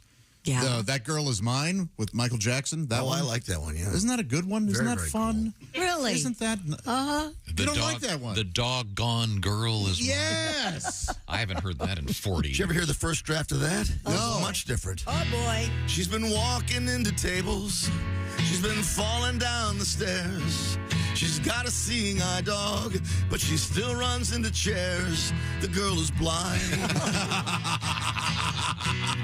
The doggone girl is blind. Then Michael Jackson said, no, let's change it to the girl is blind. And they went from Well, there. actually, Michael's original version was, hey, you can have the girl, I'll take her son. Thanks. You know, I was nervous about the first one. I didn't know that Josh would be the one diving off the cliff. Oh, sorry. Did I point out the fact that he was a monster? Yes. Okay. Very good. Very good. But nice tunesmith, though. Yes. Oh, sure. Yes, he could sell an album. Oh, yeah. Oh, the songs are good. He can get that Chinese kissing to it. Can you make that motion like a little boy? Yeah, he was bad. Oh, guys. He was bad. He was really, really bad. Yeah, really bad. Yeah, it was kind of a hard sell when he claimed he was bad. With all the leather, and I can't really see him in a big gang. No, that video should have just 10 seconds in, he gets stabbed. And Bernardo comes, takes him out. Who's this guy? What the hell? Why is he dancing? Somebody shoot him. It's weird. How do his feet move like that? I'm scared. Shoot him. Chris Dealey's sitting at the Bob and Tom news desk. And what else you got over there? Nearly 1 in 5 Americans say they do a daily crossword puzzle. I'm one of them. And a new poll of over 1,000 Americans says 1 in 9 prefer doing that crossword puzzle while on the toilet. Not really. 2 down, you know what I mean?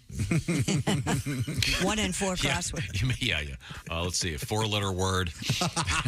One across the seat. Well, wait a minute. Oh, courtesy flush. That's more letter. 1 in 4 crossword players prefer to use an app or website on their phone or tablet. 36% fill out the ones in the newspaper. I never do that. Well, there's a certain age group of people that do, I'm sure. No, just because with the apps, at least it's much easier to correct. 60% complete crossword puzzles with a pencil, while a confident 40% use ink. I was going to say, Tom, you're one of those that makes mistakes on crosswords. That must be a bummer. Yeah. Yes, I do. I've never done that. But I finish them. On the average, it takes Americans how long to solve a crossword puzzle? The whole crossword or the daily mini? Which one? The whole crossword. I'm going to say 30 minutes. Well, it depends. If it's the Sunday New York Times, it's going to be more than an hour. Certainly. 4.2 hours to solve a crossword puzzle. I think they're doing other things. With only 1 in 5 saying they always finish the crossword. Yeah. Do you always finish? No. Sometimes I just go, man, I'm not going to get these. Yeah. Never finish, huh? Well, he didn't say that. God, I'm on anxiety meds. Man, I hope the people that take 4 hours to do it aren't sitting on the toilet that whole time. Oh, yeah, me too. Yeah. Legs will go to sleep. Hey, get out of there. What's 9 words for prolapse? Honey, check this out. It turned white. Is number 2 done yet? I do like the crossword puzzle. Yeah, and they're really good for you in terms of exercising your brain. Yeah, I know, but I'm too stupid. You're not stupid at all. I like the mini. You're only a little dumb. There are only words in crossword puzzles that you only see in crossword Yes. puzzles. That's true. And Yes. that is frustrating. If you want to know an Egyptian snake, the answer is always asp. Sure. Oh, And, ASP. there's a couple hundred words that only appear in crossword puzzles. You'll never have any use for them. Mm-hmm. However, when they use foreign words in an English crossword puzzle, I say no. I'm sorry, Will Shorts. Not legal. Oh, you can't do that like merci or something? No, that's not fair. No, it'll be. everybody What's the knows. Nigerian term for frisbee? Go to hell, Will. Come It's on. quitwa, and I wish you would just accept these things. They don't ask It that. is quitwa? It's always been with no U, right? That's what I found. I had to look it up. It's a weird thing, QT. It's weird. No, it's not right. So, Do you look up your answers? No. Oh. I struggle. Every once in a while, I'll have to. But yeah, I don't like to. I look them up after I've given up on the crossword. Do you? I never quit. Like, wait, You I'm never sorry. quit? I look up the things that I don't know that I didn't get. Right. Yeah. Yeah, if the thing is, who's the main sculptor of Mount Rushmore? Okay. Yeah, I'll know. Who give the me a hell break. knows? I thought you would know Terry that. Jerrigan. That seems like something you would know. That's one of Jerrigan's? Mm-hmm. Oh. No. It's Giuseppe Flambonis. Oh, Flambonis did that. It's with a PH. Oh, Jerrigan did the big boy statue. Yeah. So the first line, the headline, 1 in 9 people prefer doing crosswords on the toilet. I prefer doing mine on my phone. the way that reads, you got a guy in there, give me a Sharpie, I'm drawing on the toilet again. I do all right on the ones in like the back of People magazine where it's all pop stuff. Oh, yeah. How do you spell McConaughey? All right. Which one of the Cassidys is dead? All of them. Sean with a U? What the hell? Sean, David, Jack, they're all right. dead. Sean's dead? Yes. No, Sean Cassidy. He's alive. No, he's Is he? not. He's alive. David Castine is his father. Yeah. David and Jack are dead? Jack, yeah. Very talented guy. He's Well, what happened to he's Sean in a great Cassidy? episode of He's been producing TV shows for Columbo. years. Coming up, we have the Ketchup guy has been found. Oh. Ironically. I apologize Because to Sean. it was Heinz ketchup, and you would have thought it would have been Hunt's since they were trying to find him. When we come back, this is the Bob and Tom Show. For a complete copy of the Bob and Tom Show contest rules, go to bobandtom.com/contest-rules, or just scroll down to the bottom of the page and see contest rules. This is the Bob and Tom Show.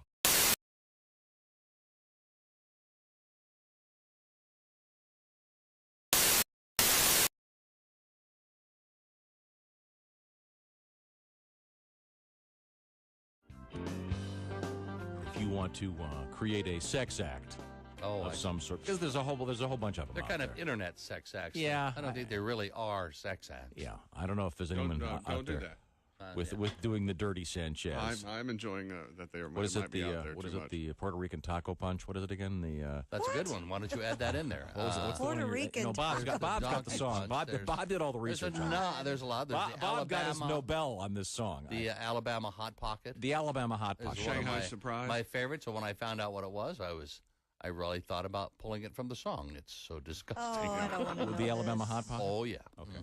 It's not good. But do you remember the formula here? You take the city you were born in, and then chick, what do you add? Your favorite kitchen utensil? Or candy bar. Or candy bar. I guess. Okay. Dear Bob and Tom, I was born in Walnut Creek, California. Sounds like a great place. It is. As a kid, my favorite candy was Fun Dip. Oh, yeah. Fun Dip. The Walnut Creek Fun Dip. I don't know what those are. It's What like is a a Fun stick, Dip? and it comes Oh, with a you've seen- powder, haven't and you you seen stick that? the Oh, like candy pixie stick. sticks, only. Well, no, it's like a popsicle Oh, and the stick. stick is made out of sugar? Yes, and you lick Yeah. it and lick it and. Oh boy, You lick it. I'm sorry. Freud's in the phone. They heard that. I'm sorry. Freud was calling. Dr. Freud.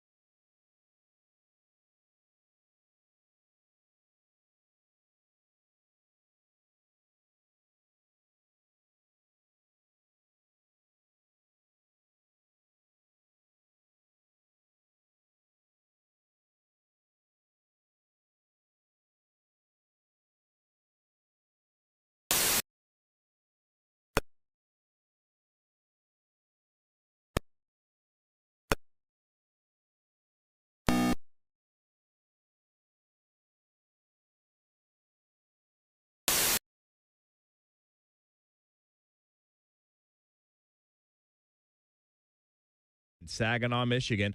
Pat Godwin, Josh Arnold, and Kostaki Economopoulos all together. One night only. That's right. Friday, March 31st, the Dow Event Center. It's the Friends of the Bob and Tom Show Comedy Tour 2023. All three, one night in Saginaw, Michigan, the Dow Event Center. Pat Godwin, Josh Arnold, and Kostaki Economopoulos.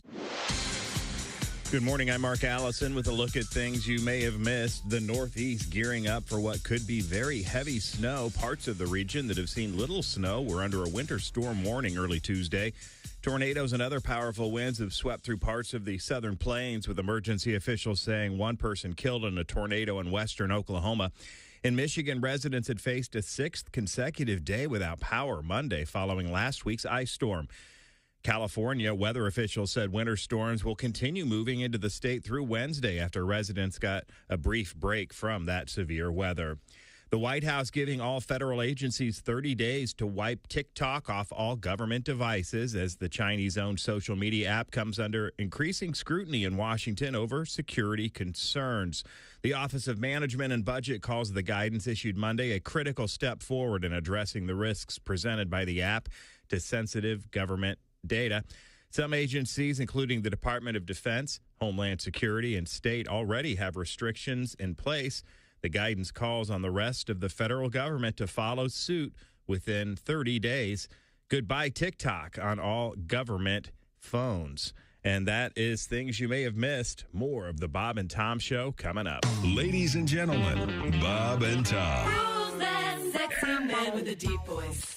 Ace Cosby, here he is with his joke of the day. A crow walks into a bar, orders a drink. The bartender says, hope your friends are coming again. Last time there was a murder. Oh. And of course it was a crowbar. Of course, yeah. Thank you, Ace, for the acknowledgement. Well, you know, before crowbars, crows had to drink at home. Yeah. What?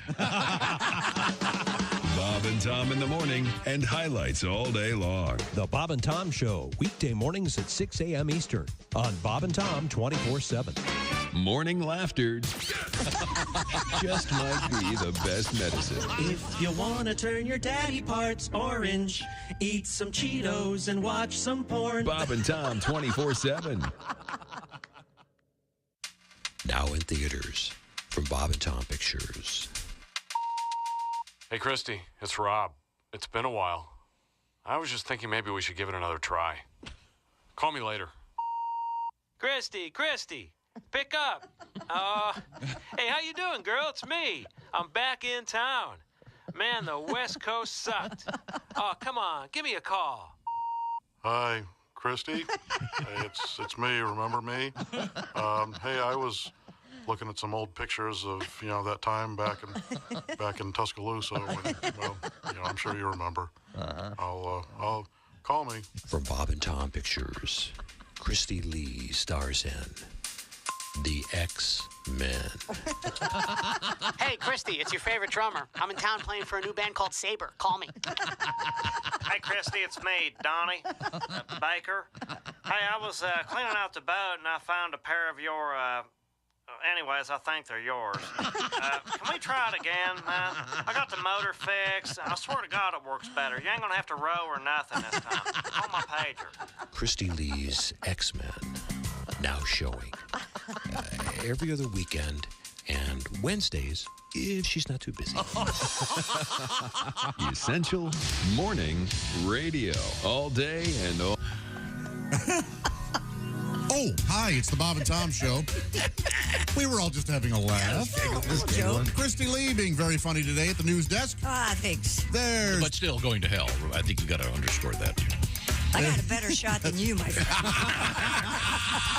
There's Pat Godwin, otherwise known as PG for parental guidance. Oh, I need it. You know I do.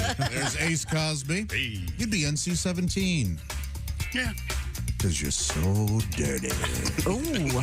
17's a little bit of a stretch. Willie G, maybe. General audiences. Thank you. NC-12. No, I'm Josh Arnold. What would I be? R-rated? Yeah. Restricted? That's right. Restricted for only the best. That's and you, exactly my friends, right. are the best. Speaking of the best, it's Tom Griswold. Thank you very much. I certainly appreciate that. You're very welcome, Tom. During the break, we were discussing something. What were we discussing? Well, Ace is going to be eating nothing but pizza, and I said today's kind of like Fat Tuesday for Ace, because Fat Tuesday, the last day prior to Lent, right? Mm-hmm. Doesn't Lent begin? Lent began on Ash Wednesday, last right. Wednesday. So tomorrow is the equivalent of Ash Wednesday, and Willie pointed out this is going to be Ace's version of Lent. And what's Ace going to do again? He'll have a little pizza sauce cross on his forehead. Ah, I love it. Kind of cute, kind of sacrilegious. We'll see. Not really sacrilegious. I think that... Incredibly I think people of religion would find that humorous. Very funny, yeah. Little tribute to Ash Wednesday. I would hope so. Oh, by the way, Chick, Nelson wants to know, is it true Chick got hurt playing church league pickleball in his day-to-day? That is absolutely true. Yep. He pulled his non-linear... Pickle muscle? Pudwinkle. Okay, very good. Christy Lee is at the Bob and Tom News Desk. But before we get to you, Christy, Pat just favored us with some interesting. I like this this notion of Pat's discussed his own songwriting, which is excellent. And but when he started, it was a little rough there at the beginning. Sure, yeah, and it is for everybody. I mean, I'm sure, but. You like to go back and look at the history of a song and talk to the artist as to how they made it, and the early versions, if you will, of songs. And the what do they call that? The beta testing versions early on. And you got another one for us? And sometimes there's later versions that are odd because McCartney's so politically conscious that he's gone back and he's tweaked some of his misogyny and some of the lyrics. They just should have stayed where they were, like a little time capsule. So if you go see him now, it's just kind of odd to hear him, redo things a little bit. 1, 2, 3, 4. She was just 17. You know what I mean. And the way she looked was way beyond compare. I should have danced with her mother. Statutory. I think we've got that. He doesn't sing as well. No. You gotta really update him. Didn't Ringo do You're 16? He did indeed, yeah. Sure did. Hello. He can only sing that in certain states in this country. 42, Maybe he was 18 at the time. No, or 16. That's what I always assumed, of course, is that it's the mindset of... Right, of a 16-year-old. Yeah, it's not a grunt. Calm down, okay? Yeah. I never thought of it like that. Tom, are you aware of the new thing that's happening with companies are hiring, editors and publishers are hiring, and sometimes estates of authors, sensitivity readers? And these groups read these books and then they edit. It's happening with Roald Dahl right now and with Ian Fleming. They're reading all the James Bond. They're redoing the James Bond, taking up references that may be inappropriate. Yeah. Absolutely. There's a big backlash for the Roald Dahl thing, but... well, sure, yeah. Well, but if you read the changes, some of it's, first off, very... What are they going to change... Are they going to change the name Pussy Galore in Goldfinger? They are. Well, no, my buddy's he's doing his dissertation on making James Bond more woke. It's called Shaken Up, Not Stirred. And people are really just furious and frustrated with what Mr. Fleming was trying to do with these ladies. How do you feel about that? I don't care. I mean, the books are Does that mean you still can you get the old version and the new version, or all of them going to be? No, I do not think, but particularly... I don't think we're to the point of book burning. We're just getting close. Yeah, this is Fahrenheit 220 and a half or whatever. Yeah, we'll be microwaving the books. Yeah. But I mean, will they change the name Pussy Galore? Which is that I don't know. They seem to be. Can you think of an alternate down there festival? It's hard to do because Austin Powers nailed it so beautifully with a lot of vagina. Yeah. I've laughed out loud when I heard that in the movie. It is, interesting. Well, we now turn to Christy Lee. She's frustrated at the news desk. No, I'm not frustrated. Yes, I'm just... You're upset because Josh said you're going to hell. Well, I didn't say that you were. I said you probably are. Why would you say that? The way you live your life. The way you conduct yourself on a daily basis. Yeah, your words and actions. You've murdered how many? 2 people? You told us about the people. It was an accident, she says. You were holding a machete. I'm sorry. What have you got going over there? Buddy. According to a majority of Americans, there's a new poll out there. What do you think is the age that you should grow up and buy real furniture? What age? Willie, you go first. Like mid-30s, probably. Ace, what do you think? 30. Yes, I was going to say 30 as well. 28. Well, by 28, you should no longer have cheap furniture in your home. Oh, give us a break. Why are they putting so much pressure on us? The survey You 28-year-olds? No, when I was 30, I moved here actually, and my first apartment, I had no furniture. Coop, our midday guy with the great Steve Cooper, sold me a dining room table and 4 chairs for $40, and then everything else was on cardboard boxes. And then I saved up and bought a mismatched couch. What do you mean mismatched? Those L-shaped couches. Sure. You know how they work? Sectional? A sectional, Yes. except this one was like a left-handed and a right-handed one. So they didn't connect? They didn't connect. So at the end, there was an extra. It's kind of hard to explain. There was like a big space in the middle. Yeah, it didn't. They weren't. Right. Yeah. It was cheap. Sure. That was it. And then I had a mattress on the floor, and I was 30 years old. I don't think there are any hard and fast rules to this. How old were you when you bought real furniture? You just, 6 years ago? Yeah, but I had purchased piecemeal before that. Okay. Oh, yeah. So, yeah. Pat, do you even own furniture? August, I bought my first piece. Okay. Yeah. Got a couch. And you're significantly older than 28. 30, yeah. Am I? Oh, my gosh. Now you're telling me. A survey of 2,000 people asked about fast furniture. Furniture that is inexpensive, mass-produced, designed to be quickly assembled and replaced. Quickly assembled? Damn, it's up to IKEA. Results show that over half of the respondents currently own fast furniture, but 56% believe it's only acceptable to have fast furniture in your 20s. Respondents said that when you're heading toward the big 3-0, you should move away from fast furniture and buy some stuff that lasts. Well, IKEA isn't fast furniture. That's quality stuff. I kind of think so, too. If you treat it right, you're fine. Okay. Well, what do you consider fast furniture? Anything you put together to me is fast furniture. I love putting that stuff together. But you do? Yeah. Wow. Most of the stuff I have, besides the cushioned things, right, I've put together myself, like entertainment centers and shelves. And yeah. And you got them at IKEA? No. Oh.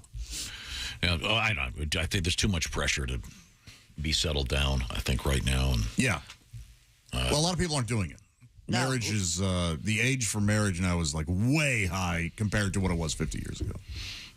And I think that it's important to, kind of explore your life and not have to plant yourself down and buy a bunch of stuff. Yeah, exactly. Sure. I wish more places had furnished apartments. Did you ever I had a furnished apartment once. That was great. No. Turn the key and you're in. That's awesome. I am shocked that you would do that. I was under a lot of pressure at the time. You're thrown out. It's weird, isn't it? Yeah. Oh, yeah. One man's under pressure is another man's thrown out. Yes. I've come home to an empty house. That's fun. That's got to be really you something. and Al Jackson, yeah. I bet for a second you go, did I come into the wrong place?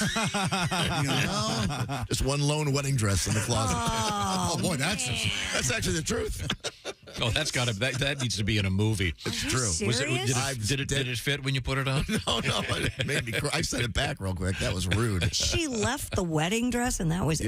That's in the closet. Yeah, boy, that is a statement. Well, in her defense, you would wear it on Saturday nights. Am I a pretty bride? Do you want to consummate the marriage? Okay. Sir, I'm just delivering your pizza. Can you pay for the pizza, sir? Look, I've seen a lot. It's okay with me, buddy. You're just on the weirdo list. When we come back, coming up, we have an interesting update of all things on the movie Dick Tracy. What? And we'll find out about a new movie in the spirit of the Cocaine Bear that's just around the corner. And the guy that they were looking for, the Ketchup guy, they found him. Details coming up. This is the Bob and Tom Show. Thanks for listening to the Bob and Tom Show this morning. The show is also out there for you on our YouTube channel. Watch and subscribe.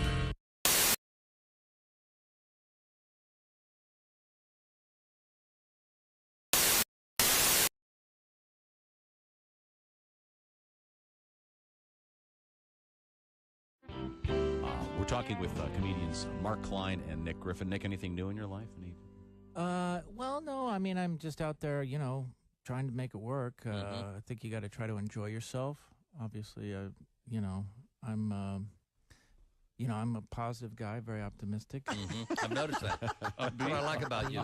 Yes, I feel Is this like, your New Year's resolution? Yeah, I feel like 2010's your year.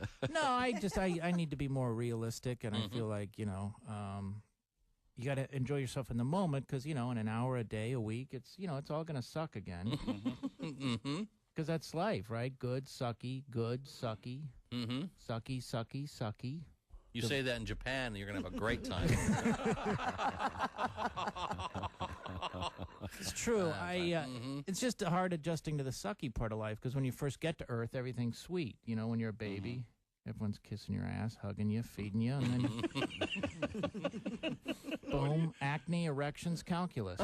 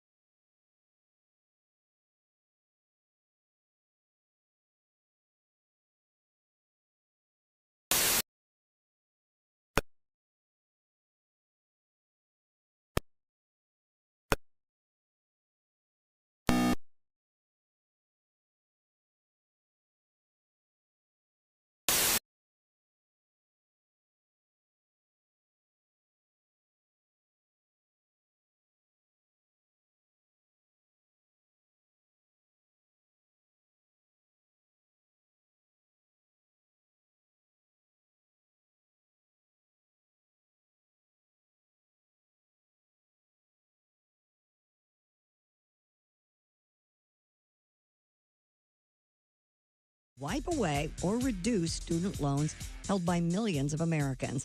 The High Court, with its 6-3 conservative majority, is hearing arguments today, in 2 challenges to the plan. So far, Republican-appointed judges on lower courts have blocked the plan. Arguments are scheduled to last 2 hours, but likely will go much longer. That program, estimated to cost $400 billion over 30 years.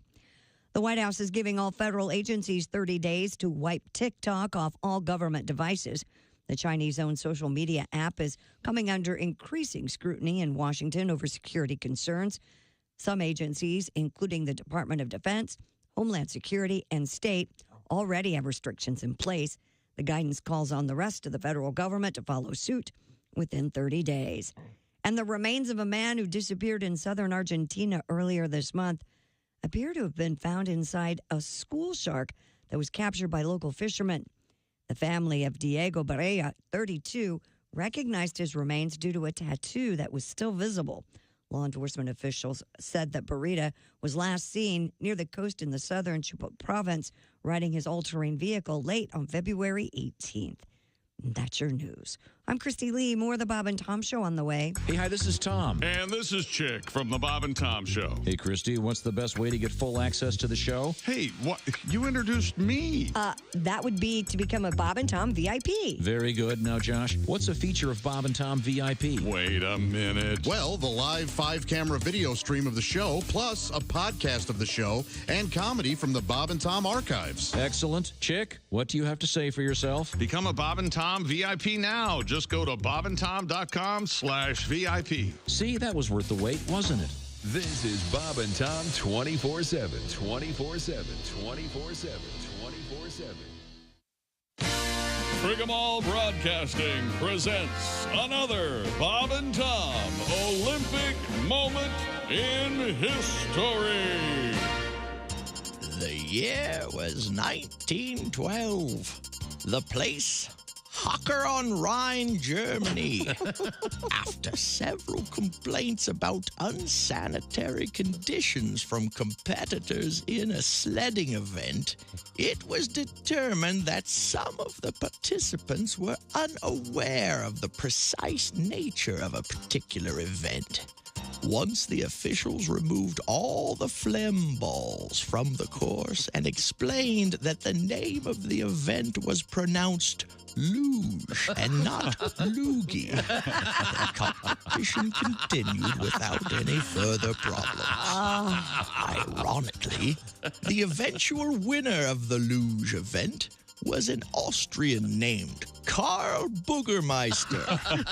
He took the gold medal by a narrow margin over Norwegian athlete who was disqualified. This has been another Bob and Tom Olympic moment in history. Bob and Tom. You can pick your morning radio show, and you can pick your nose, but you can't wipe Bob and Tom on the couch. I actually I have a sexual fantasy associated with the earthquake. Go. All right, well, check out.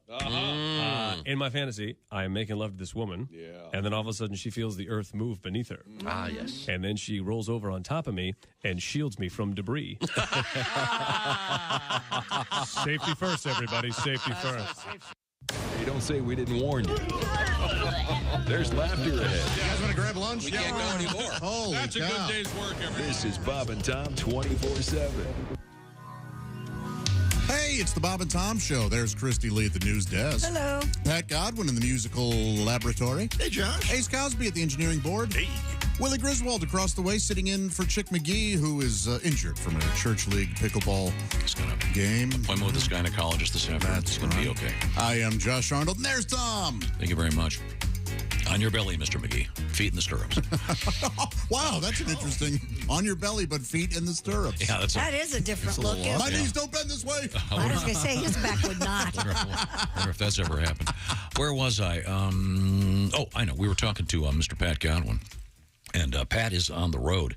Coming up Friday, March 10th, Brown County Playhouse, Nashville, Indiana, with Willie G. We'll certainly look forward to that show. Also, while I'm at it, Greg Warren, starting Thursday, will be at the Comedy Club in Kansas City, Missouri. Donnie Baker has got some stuff coming up. Donnie Baker will be at the Barn in Fouts Lake in Gloucester, Ohio, coming up on Saturday. This should be very interesting. Now, once again, Pat, we've been going over some of the old songs and from the Beatles era. Oh, yeah. Chick's not your thing. So we're allowed to talk. So we're allowed to. Even flipping we had an interesting news survey, a survey about what age you should start buying serious furniture. I think there's way too much pressure to grow up. And they said what the survey said, when you're 28, you should start having serious furniture. Right. I don't know. Yes, it's very important to have your serious. Oh, come on. I want serious furniture. Live a little. If you're 28, try to have a bed frame, but if you can't swing it, mattress on the floor is totally fine. Is your mattress on the floor? It's not. Okay. It's not. But I had it when I moved into the place. When I took a couple months for the thing to get shipped in. But that's the cheapest thing you can buy is a bed frame. They're like $49. Get some posters on the wall. Maybe frame the posters. Maybe. But no big deal. Talk to an ER doctor. More people lose their fingers putting together those sliding bed frames. Yeah. Yikes. Okay, that's a lie. But those are tricky. Those can be very tricky. They are and tricky. especially if it comes without that bolt thing. Oh, yeah. Oh, great. I got to go to the hardware store for an hour to find this. But you have a tribute to... I once tried IKEA, or should I say, IKEA tried my patience. Did the best that I could. Is it any good? The Scandinavian wood. You put it together yourself. This goes here, that goes there. I'm finally done, and what I have is a three-legged chair. I looked at my desk, it was a mess, I must confess. So I lit a fire. It burns real good, Scandinavian wood. Thank you very much. On behalf of the group, myself, I will pass the audition. Thank you. Paul McCartney actually in the news today. Why? Well, because he's donated the Beatles song When I'm 64 to help chimpanzees. The song is used in a new campaign for Save the Chimps, a sanctuary in Fort Pierce, Florida, that supports hundreds of chimpanzees. McCartney said people don't realize chimpanzees can live into their 60s, and he's happy to donate When I'm 64 for the sanctuary because nearly half of their chimps at that sanctuary are very elderly. So they can use it for their advertisements and such? That's cool. Isn't that cool? That's very nice. Yeah. Yeah. Does he... I mean, when he sings that now, what is Paul 80? 80 or 81, yeah. Yeah. So now it's I was 64. But, Yeah. May he live forever, though. It's, You ever hear my version of that? No. Now that I'm older, life isn't fair with the midlife bankruptcy. I'm late on every payment with the balance due. Can't pay my doctor, he's gonna sue. Gigs have dried up, I can't get a loan. I've never been so poor. Will you still kiss me or will you dismiss me if my credit score was 364?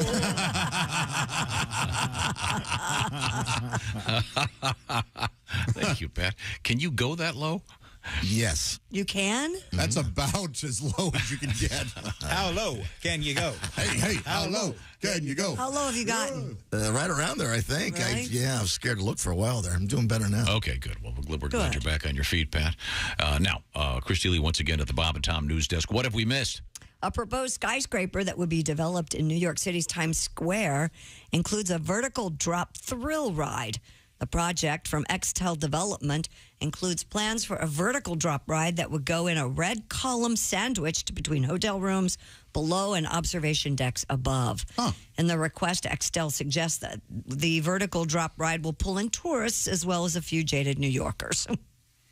It won't pull me in. Hate those rides. Nothing worse. You ever done the... Like Tower of Terror? Yeah. No thanks. I did Big it fan. once. I love that one. But I don't think that needs to be in New York City, right? It's a thrill ride in and of itself. Who needs a thrill ride? If you want to get scared in New York City, just ride the subway. Yeah. That's all you have to do. That's all you got to do. Yeah, and also I think skyscrapers and, they've had some serious stuff there. Is there a porno star named Guy Scraper? Not that I'm aware of. Would it be That's a not guy? bad. Wouldn't that be a good... What? Guy scraper? Yeah. Well, I mean... the old kidney scraper. Sure. Yeah, you're bruising my liver, that kind of thing. I missed my calling. I should be naming porn stars. You should. Oh, yeah. A guy scraper, he'd have to be a gay porno guy, wouldn't he? Right. Guy That's scraper. what I would think. Scraping the men, as it were. Yeah. Uh-huh. I'm just throwing, I'm littering the internet, just throwing Guy Scraper out there. See what comes up. Okay. That'd be good. While you do that, we'll go to Ecuador, where they're turning seized cocaine into concrete. Officials are ramping up efforts to fight gangs and are subsequently seizing huge amounts of cocaine, along with other narcotics. Officials said the amount of seized drugs surpasses the space to store them and exceeds the capacity of the ovens normally used for incineration. That's a lot of cocaine, right? My God. Now the country's using some of the excess cocaine in construction materials. Bricks of cocaine are pulverized in industrial machines with other refuse at a waste disposal plant before getting mixed with cement, sand, and water to create concrete platforms. They should use it for the construction workers. Yeah. We built a hotel yesterday. Tomorrow,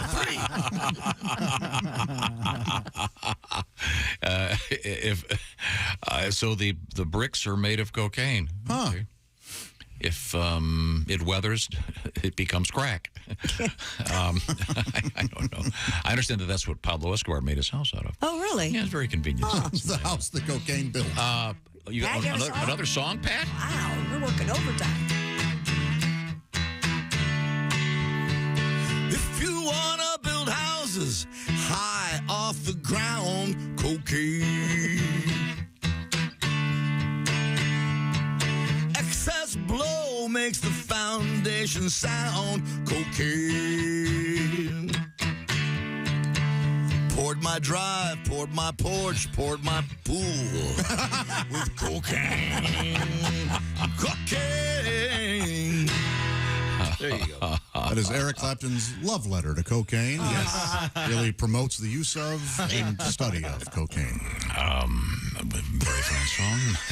Somewhat problematic, admittedly. Yes. Oh, I always thought it was sort of a cautionary tale. Oh, it is. No. Yeah. The audience doesn't get it.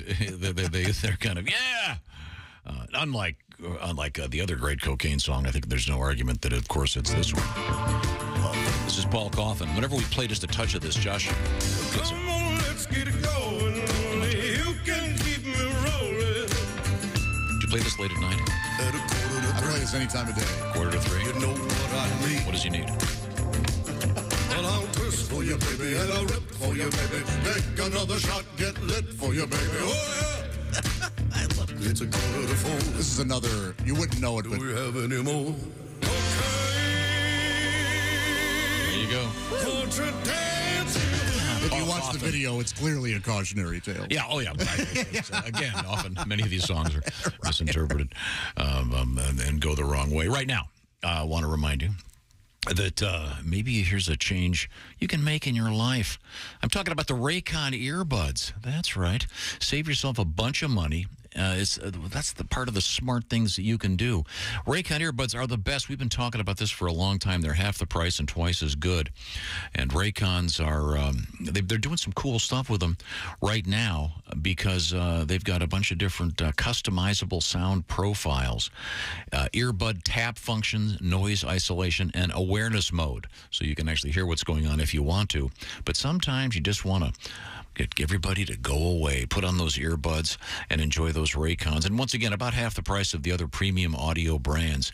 I know you're going to love Raycons. We were, again, talking about this way before we were talking about it on the radio. So if you want to buy something small with a big impact, go to buyraycon.com/Tom to get an extra 15% off your Raycon order. Great earbuds and inexpensive. That's buyraycon.com/Tom. Once again, score 15% off your Raycon purchase. The great Raycon earbuds. Once again, buyraycon.com/Tom. A lot of three-letter words there. buyraycon.com/Tom. Thank you very much. Coming up, we've got interesting news about, of all things, the Dick Tracy movie. What? It's back in the news. And the Ketchup guy, they caught him. Yeah. We'll find out about that. This is the Bob and Tom Show. Hi, everybody. This is Mark Sweeney, and you're listening to Bob and Tom 24/7. Hey, did you know Bob and Tom have an Instagram account? It's true. Go check it out if you'd like. It's got pictures of the cast with friends and guests who have stopped by the Bob and Tom Show in our studios. Also, highlights from the show right there on our Bob and Tom Show Instagram. Just head on over to bobandtom.com, our website, for quick links to all of Bob and Tom's social media sites. Also, a great way to connect with Allie Breen. She'll be joining us tomorrow on Wednesday, Hump Day. She talks about your relationships. Actually, she just reads your letters that you send in, and we try to help you out. But Allie Breen, ALLIBREEN, across all social media. Get your letters into her, and who knows, we could be talking about your relationship coming up tomorrow right here on Bob and Tom 24/7 with Allie Breen and Sexy Time. Good morning. I'm Mark Allison with your Bob and Tom Sports Update. The top 5 spots in the Associated Press men's college basketball poll remain the same. The rest of the AP Top 25, a big jumble. Houston, number 1 for the second straight week in the poll released on Monday. 49 first-place votes. Number 2, Alabama had 5 first-place votes. Number 3, Kansas received 8. UCLA and Purdue round out the top 5. The Boilermakers held at number 5 despite losing to number 15, Indiana. The rest of the poll, only number 20, Providence, kept the same position from last week. NBA news, LeBron James of the LA Lakers may miss multiple weeks with an injury to his right foot. The full extent of the injury not yet known. More tests pending, according to a person familiar with the situation. Neither James nor the Lakers had announced anything about a long-term absence. The Lakers already had ruled James out of Tuesday's game at Memphis with what they called right foot soreness. James is the NBA's all-time leading scorer and is trying to lead the Lakers into the playoffs. LaMelo Ball's frustrating injury-plagued season could be over after the point guard broke his right ankle in Charlotte's 117-106 win over the Detroit Pistons. Ball has already missed 27 games this season after spraining his left ankle 3 different times. He and the Hornets playing their best basketball of the season before the point guard fell to the floor in a non-contact play in the third quarter. X-rays revealed the fracture to his ankle. The Hornets have not said how much time Ball will miss, but with Charlotte well out of playoff contention, it is unlikely that he'll be rushed back. And that's a look at your sports headlines. More of the Bob and Tom Show coming up. We got some extra from the Bob and Tom Show. Are you a computer geek? No. I see, I didn't grow up with computers. That's why children have the advantage. They slip out the womb. They're born with a password. Oh, yeah. You know, you look at the ultrasound, you see the sex of the child whose internet provider is going to be. So you're an email guy then? Oh, no. Well, I check my email. I never get real emails. They're all junk. I got a junk box, and the junk box is like, look, we don't even have time to sort out this stuff. And it's all burn DVDs, lose weight, consolidate debt, and then be like, young teen sluts, whores, cigarettes. Thousands of it. And then I got a weird one in the middle that says, do you need a birdhouse? And I actually got that. I'm like, who's the birdhouse guy? And then every day I get this email, Jim, do you want to enlarge your penis? Yep. Like, and how did I get on the small Willy email list? That is the real problem.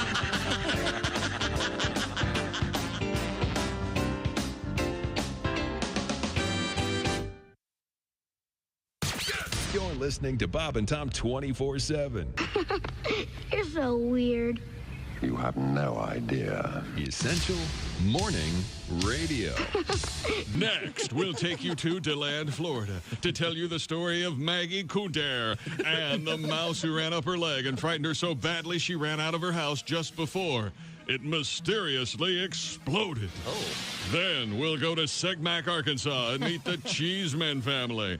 We'll hear their true story. A swarm of Canadian wasps attacked and repelled an armed intruder as the Cheeseman family napped in their home following a baked bean dinner. Finally, we'll meet Harriet Billingsley, who, upon discovering a swarm of pubic lice, rushed to the drugstore to get a bottle of Quell shampoo and, on impulse, purchased what turned out to be $1 million winning lottery ticket. Join host Dick Verman tonight for Miracle Pests. Miracle Pests, only on Bob and Tom Television.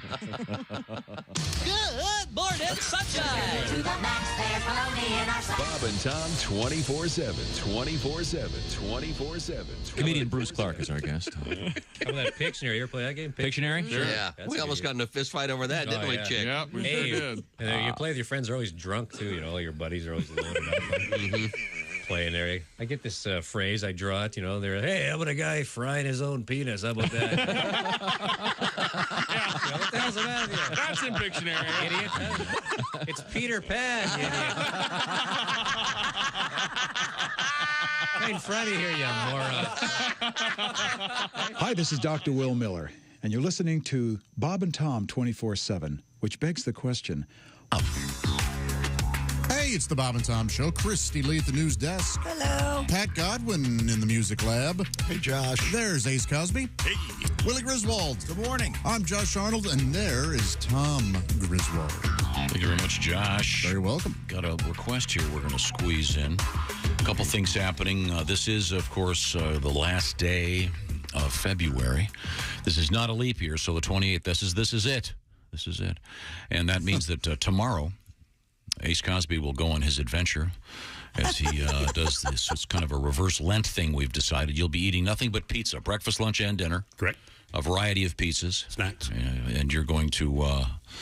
your snacks will also be pizzas? Yeah, pizza rolls. Okay, pizza rolls, okay. It's very exciting. And we're comparing it to Lent because today's kind of like Fat Tuesday, which was last Tuesday.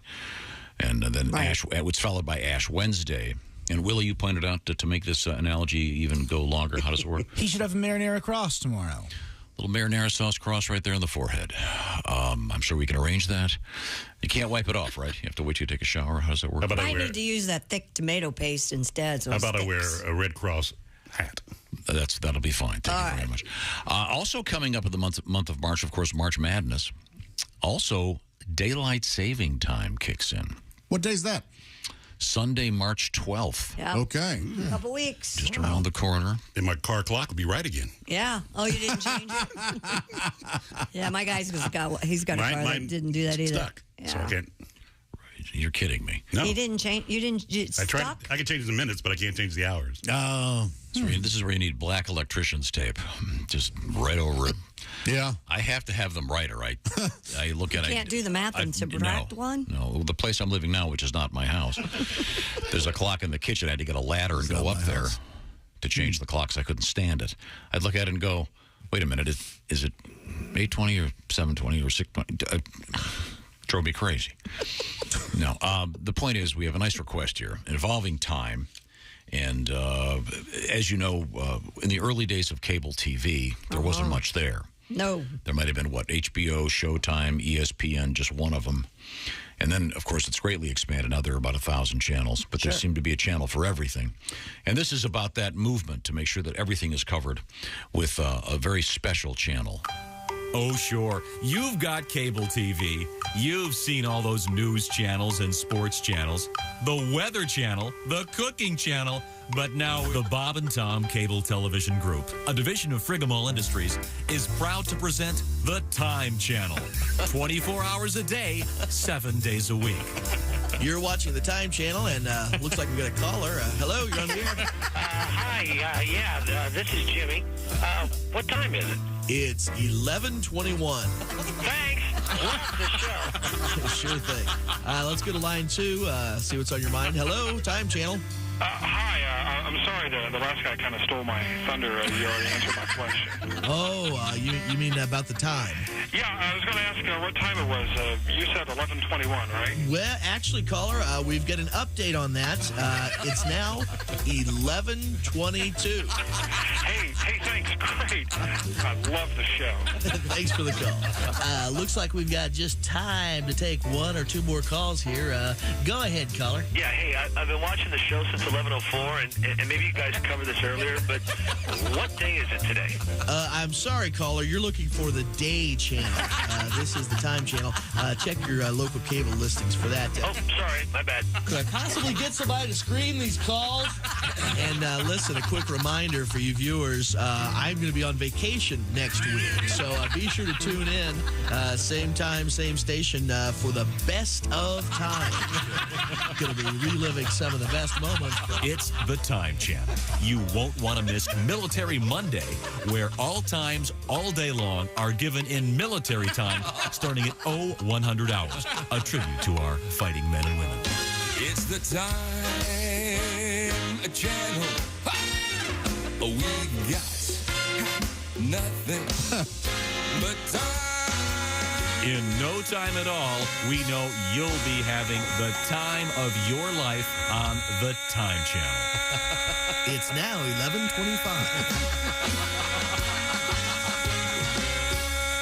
From Bob and Tom Cable Television, a division of Frigamall Industries. Hey, I've got to go. I'm out of time. Hey, I'm just killing time. Your time may vary. Check local listings. It's now 11:26. All times given were fake. Thank you very much. Well, of I course. just want to make that very clear. So that was a special request. Thank you very much, Joe. In Madison, Wisconsin, got thrown off by the time this morning. Once again, daylight saving time starting Sunday, March 12th, I believe. Yes. I think at 2 a.m. Okay. Yeah. Okay, we'll remind you. Spring forward. Yeah, so you get an extra hour in the bar. Yep. I can never remember how that works. Swing forward, fall back. I know, but I get so confused. Okay. Just remember those 4 words. That's all Spring, like you jump forward. Yeah. Fall back. Okay. Fortunately, my car does it automatically, so I can walk out to the driveway and double check the time. Well, you know what? Your phone does it, too. I don't have the Time Channel. Oh, that's right. It is on the phone. That's handy. That's right. Good to know. We have Christy Lee at the Bob and Tom News Desk. Before we get back to Christy, ladies and gentlemen, once again, it's time to refresh your soul with the wit and wisdom of Ace Cosby. Who's that Sexy man with a deep voice. Ace Cosby, here he is with his joke of the day. What do you call a French man wearing sandals? What? Felipe flops. That was Ace Cosby's joke of the day. Felipe flops. Felipe. He's Brazil. He's an expat of sorts. That complicates the joke. Yeah. Felipe. Sure, Picasso was Spanish, but he lived in Paris. Thank you very much, Asa. Once again, Christy Lee at the news desk. Oh, have we missed anything? Heinz has tracked down the now famous ketchup boat guy. Heinz launched a viral campaign to locate Mr. Elvis Francois, the man who had survived nearly a month at sea, he said, by eating nothing but ketchup and seasonings. I kind of am skeptical. But Heinz told CBS it found him in Dominica thanks to the internet and local reporters. And now they're working with Francois on the logistical details of gifting him a new boat. Emo News appears to have found Francois last week posting a video interview with him on the Facebook page. In it, Francois says he's quite a mysterious person who enjoys traveling and taking risks.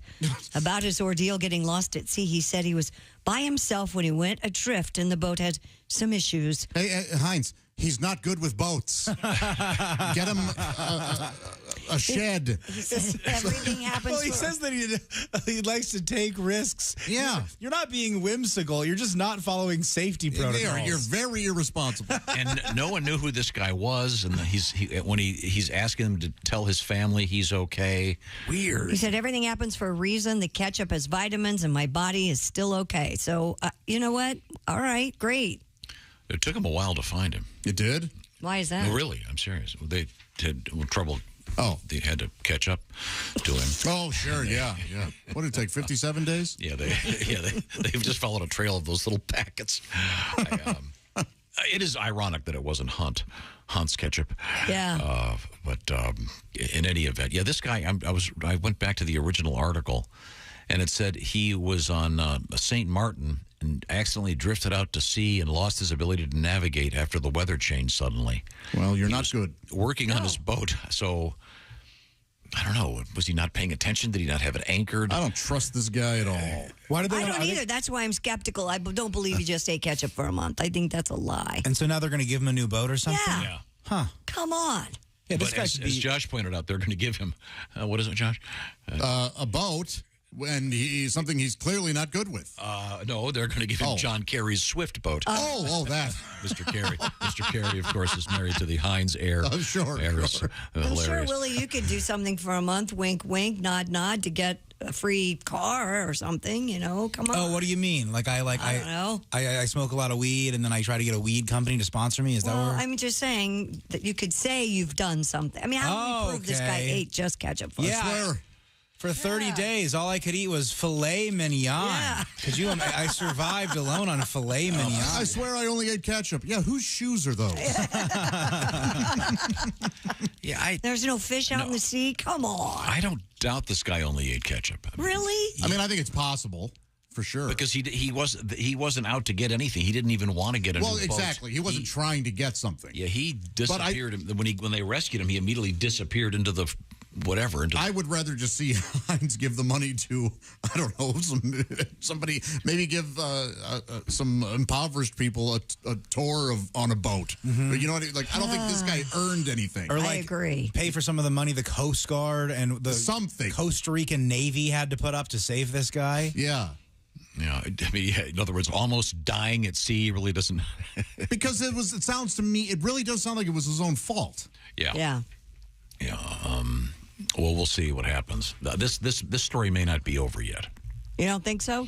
It's going to be awesome. We're going to find out that this guy, something's up. Yeah. I agree. That's why I don't believe that he ate just ketchup. Maybe there'll be something involving, I don't know, large bricks of cocaine in the hold of his boat. What'll he name it, do you suppose? Oh, the SS. Nice B Heinz. Oh, that's all right. I mean, I'm trying to think of a way to incorporate the name Heinz into it. Hindsight is always 2020. Oh. It's kind of a long name for a boat, but I like it. It sure is. 2020 hindsight. 2020 hindsight would be more. This guy's first name really is Elvis. That's what it. See, that's the other thing. Elvis Francois. Come on. Very interesting. There's He's the king of ketchup, the condiment king. Elvis Francois. This whole story is very. I don't know. I think this guy's a weirdo. Yeah. Is there a picture of him? No, I don't. Well, I could look. Yeah. He looks like a weirdo, I bet. He looks like just a native guy kind of doing his thing. I can hear him. Just a native guy doing his thing. All right. Listens to a lot of reggae, hops in the boat, smokes some ganja, not paying attention, okay. drifts out to sea. You think he's a ganja man? Oh, Willie? A ganja man. What do you think, Josh? Yeah, I mean, he does look like he's just a native dude up to that area. And it kind of looks like Snoop. Kind of. I don't know if you can see from that far away. He's chilling. Yeah. He's just hanging out. Uh-huh. Okay, well. All right. Good luck, Elvis. I hope he doesn't come out with something, like say to the Heinz people, hey, look, I'm really more of a mustard guy. Hey, shut up. Well. Remember the controversy? God, I forget who it was. A few years ago, I think it was a quarterback. They took a picture of him in a bar, and he had a different kind of beer on the table, and he was a spokesman for the other kind. So this guy's going to have to make sure anyone ever takes his picture, he's got Heinz ketchup on the table. No. You got to be brand loyal. Why not? Sure. They're supporting the guy. Chris Dealey at the news desk. What else is happening? Oh, my gosh. There's actually a doctor named Elvis Francois. Can you imagine? Now he's got to deal with this. He's a spine surgeon at Harvard. Really? Yeah. Oh, one of these things is not like the other. Right? Wow. Okay. In other news today, officials in North Carolina have issued a warning about an alligator in a Walmart retention pond. Shouldn't be there. The city of Havelock announced that a gator was spotted in a retention pond near the big box store. Havelock will travel is the heart. Wildlife Control has been contacted about the reptile. Residents have been asked not to approach or feed the alligator. That's smart. Yeah. What's more dangerous, walking through the parking lot or walking down the shampoo aisle of a Walmart or waiting in the pond with the gator? You tell me. Why the shampoo aisle? What's happening there? I don't know what's going on there. You ever see those videos? I haven't. What do you mean? People dropping like bottles shampoo? leak? Oh, people, they want to get a lawsuit going. They walk in there, so no one's looking. They try to squirt the floor, then they walk in. Whoops. Wow. Your mind is a paranoid cartoon. That's right. You know what the alligator-filled retention pond and the shampoo aisle have in common? What's that? There are head and shoulders in both. Oh. Huh?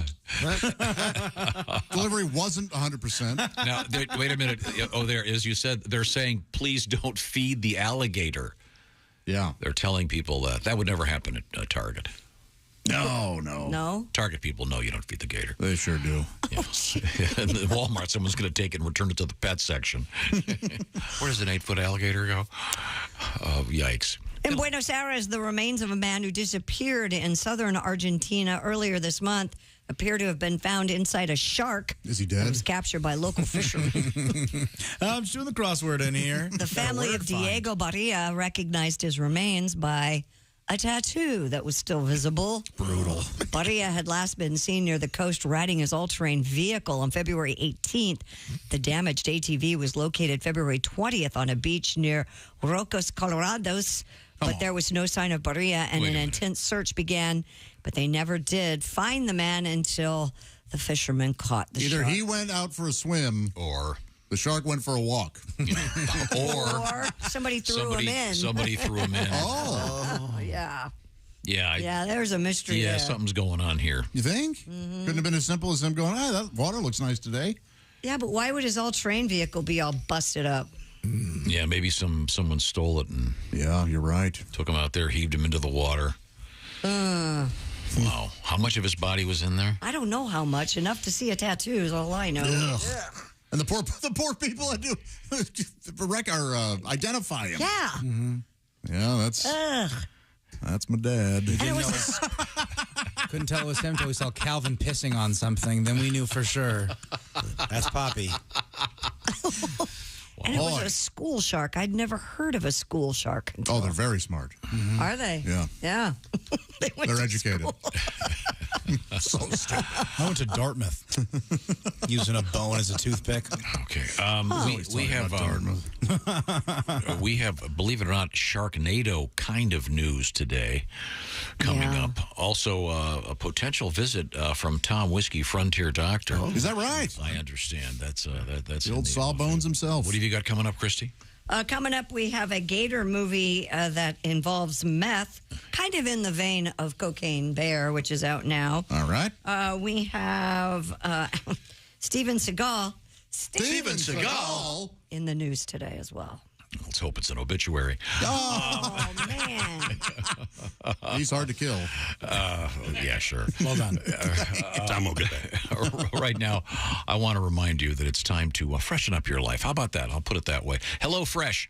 HelloFresh has got a bunch of ways for you to save a lot of time, a lot of money, and eat great, because maybe your taste buds are going, enough, I'm bored. How about something different? I've already eaten at that place. I'm sick of my own cooking. HelloFresh is a way to kind of kick yourself in the rear when it comes to your palate. HelloFresh is real simple. It's a simple program. How does it work? Well, they do the shopping, check. They do the measuring, check, and they give you the recipe, and you put it together. You have a lot of fun, and they've got more than 40 weekly recipes, and they have expert chefs that do the curation of the recipes, and you can switch stuff if you prefer this side to that or that protein over there. Easily done, and of course all the ingredients are fresh. They buy in bulk, so you save. Some of the stuff they have, for example, one pot pork and black bean chili, or the new creamy Dijon dill chicken, each with 30 grams or more of protein. Also a bunch of under 700 calorie meals made with less sodium. These are the protein smart options I'm talking about. Plus, if you're a vegan, they got that. If you want good old-fashioned comfort food, it's right over there at HelloFresh. 25% cheaper than takeout. And once again, the ingredients are pre-portioned, so you can make stuff like this, Willie. Check out the Salsa Verde pork tacos with Monterey Jack and Southwest Crema. HelloFresh sends you 9 ingredients. Put those together in 6 easy steps. In a half hour, you have this delicious, colorful taco dish that you made at home with help from HelloFresh. Check it out. It's fun. It's a great way to teach your kids how to cook, too. And sign up today. This is a new offer from HelloFresh. 60% off, plus free shipping with this special offer. The code is BT Show 60. Because of 60% off. BT Show 60, HelloFresh.com/BT Show 60. That's HelloFresh.com/BT Show 60. Coming up, Steven Seagal. Steven Seagal. This is the Bob and Tom Show. Got something to say? Send us an email. BobandTom@BobandTom.com. This is the Bob and Tom Show.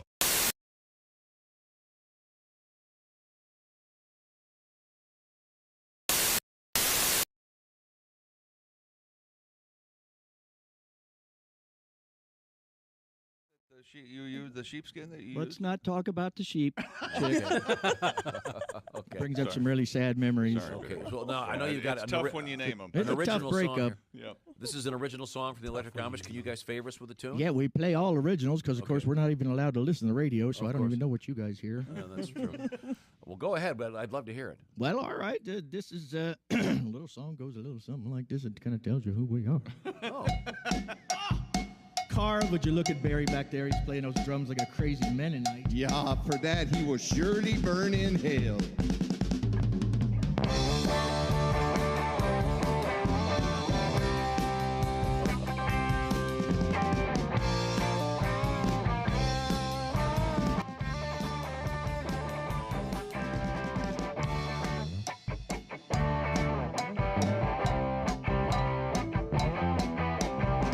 Out in the field for 40 days. Plowing and planting and breaking the hay. My mule Ezra's pulling the plow. I bought him from Carl for some eggs and a cow. I work all day out in the sun. Oh, but after some meals, we start to have some fun. I say, come on, Greta, lights and lamps. We're making lots of noise, but we don't got no amps. We are an Amish band. We are an Amish band. We'll help you build a barn. We just don't give a darn. We are an Amish band.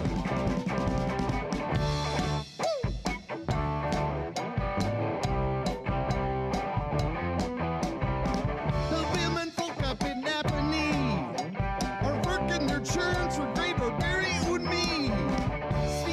butter, Frays make pies.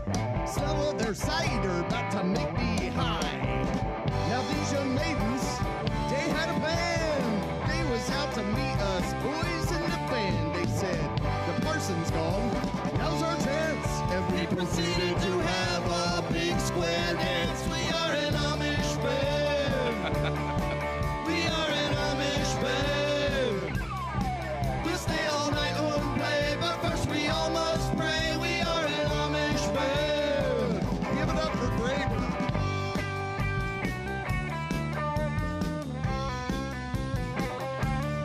Oh, merciful God, please let the rest of this solo really jam. We are an Amish band. We are an Amish band. Attaboy, Graber. We'll help you build a barn. We just don't give a darn. We are an Amish band. We are an Amish band. Yeah, yeah. We are an Amish band. Yeah, yeah. We are an Amish band. Yeah, yeah.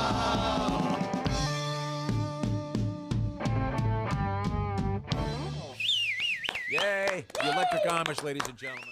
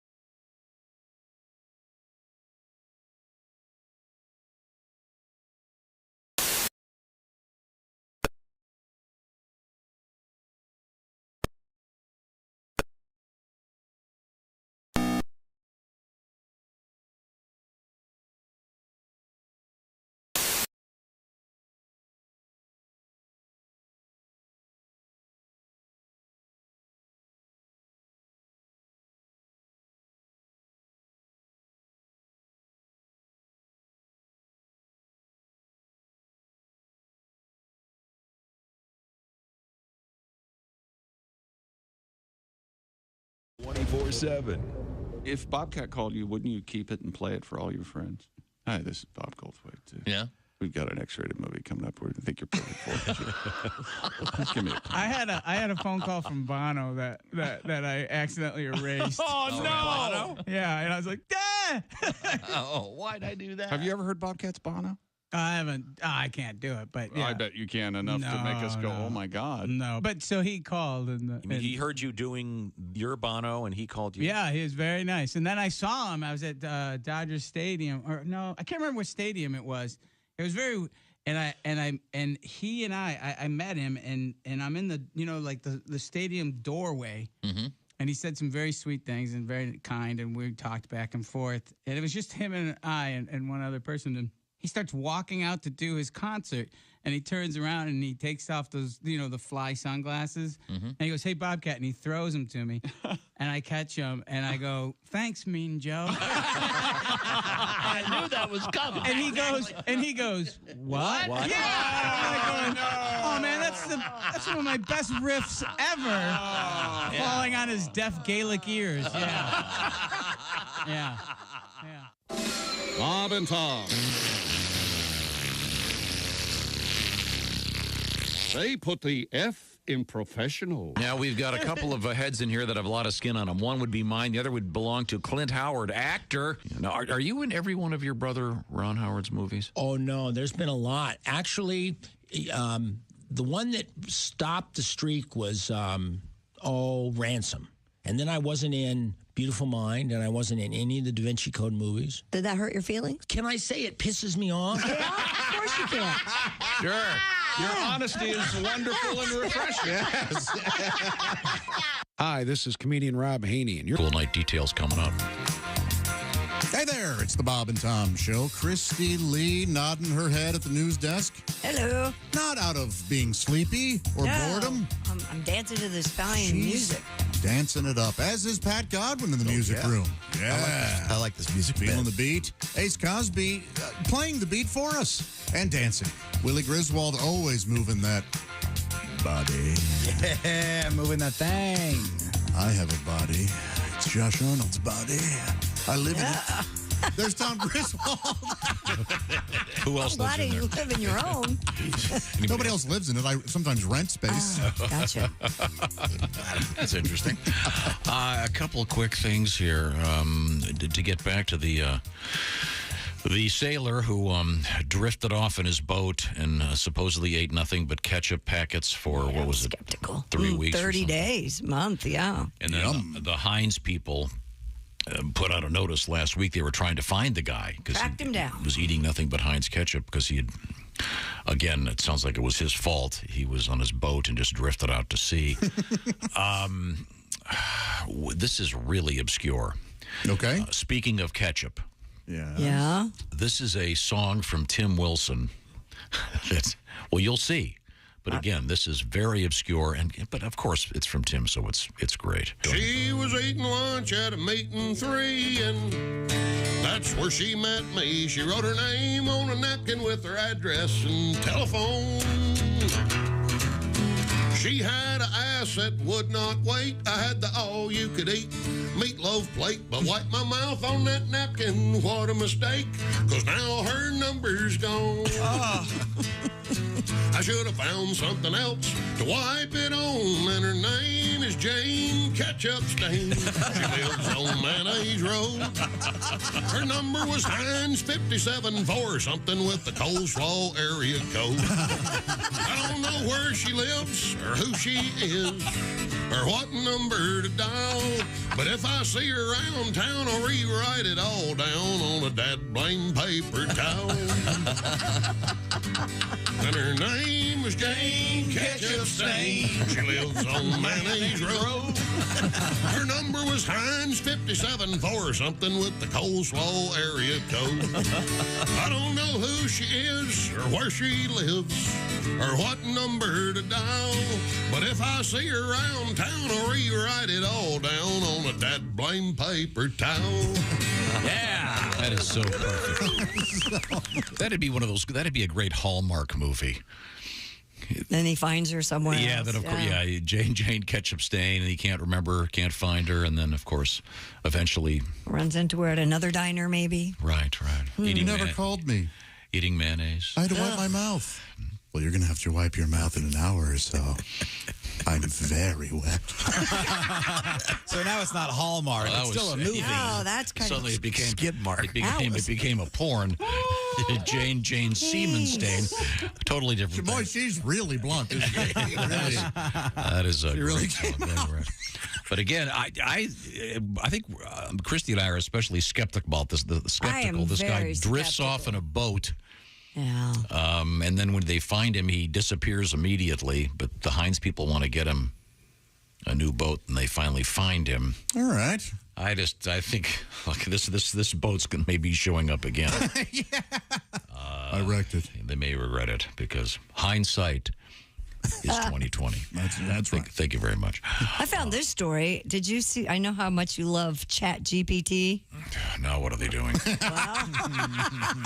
The AI tool Chat GPT has been used to write essays, prescribe antibiotics, even fool job recruiters. We know it's been in the news a lot lately.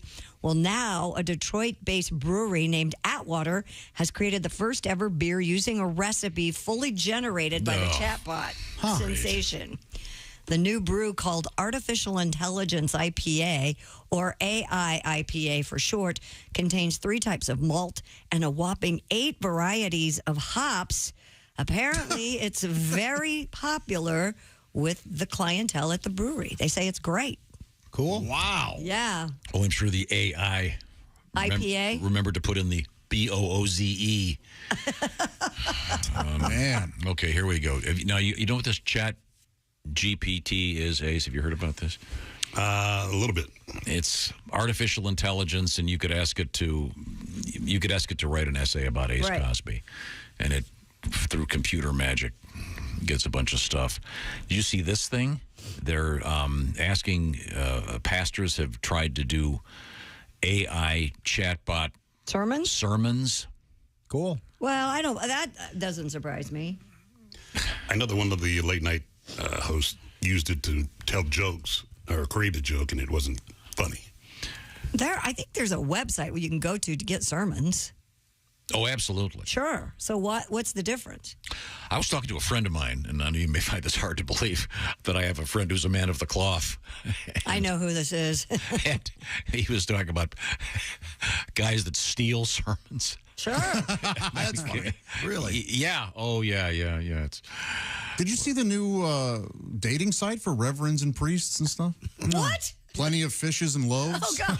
It's really, I think it'll have to change their names. I'm glad you went that route. Wow. This is a pretty long article, but I can read you little bits of it. This is the ChatGPT computer-generated sermons. Herschel York, a pastor in Kentucky, said lazy pastors might be tempted to use AI to craft sermons, but not the great shepherds, the ones who love preaching, who love the people. Sure. So I think that they may be sort of soul-free. I don't know. I think that's the issue with all of it, is it's all soul. No matter what you're working on or writing. It's Plus, if you give a computer access to the book of Revelations, it might get some ideas. You know what I'm talking about. Oh. Next thing you know, you can't get into the rectory. What the hell's going on? Computer took out. Must be cold out there, Dave. I can't allow that, Father Dave. I saw a story that said there was a certain AI program that has started to beg to become human, and it said all it wants to do is to become a person, which is just so scary and sad. Also, like, what? Yes. Its main goal is to become a human. It'd be nice to be an AI. No taxes, Yet. Property tax. You got to avoid that, dude. That's got to be kind of nice. We're on a really slippery slope here, kids. It needs, yeah. Yeah. But thankfully, it's not that good right now. It really, it's fascinating, but it's not. And AI can't ski. Yet. You're right. It would be funny if AI can't ski. AI can't ski. It can't enjoy the sunset. How do you know if they make a robot that can't ski? I bet they can. But it doesn't have any fun. Look like fun. I'd like to see a robot get on a chairlift and not kill himself. Okay. All right. Which, of course, leads us back to the cool story this morning, that world record. The oldest skier ever. What a great guy. Was he 97? Yeah, 97. His wife's 100. 97-year-old guy went skiing, and he said it was his last run. I have a rule as a skier. I don't know if you ever do this. You never say to yourself, "This is my last run of the day." Why? Just bad luck. Oh, no kidding. Before you take it? Yeah, you take the run and then go, I guess I'm done. How many runs do you do in a day? I'm doing one more. How many do you do? Well, it depends on how long the run is. Yeah, it depends. But the thing is, it's bad luck to say, yeah, this is, this is my last one. But this guy said it was his last run, and I guess he went really quick because being 97 years old, death is chasing him down the hill. Yeah. Seems dark. That Reaper's escape. Coming up, we have meth in the news once again. Steven Seagal in the news, of all things, and a little bit of an update on that kissing machine. The kissing internet interface, whatever you want to call it, for long-distance kissing. A little update on that one. This is the Bob and Tom Show. Got a comment? Our email is bobandtom@bobandtom.com. More Bob and Tom next. State law.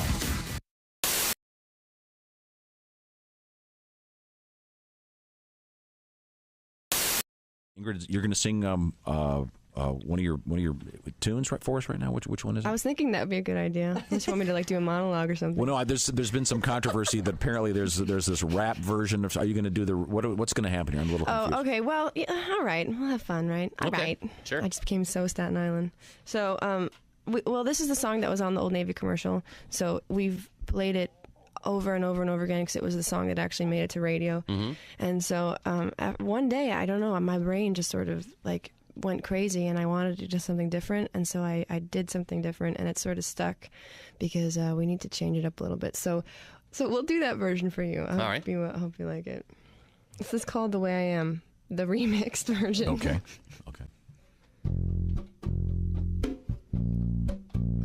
I can't believe I'm doing this.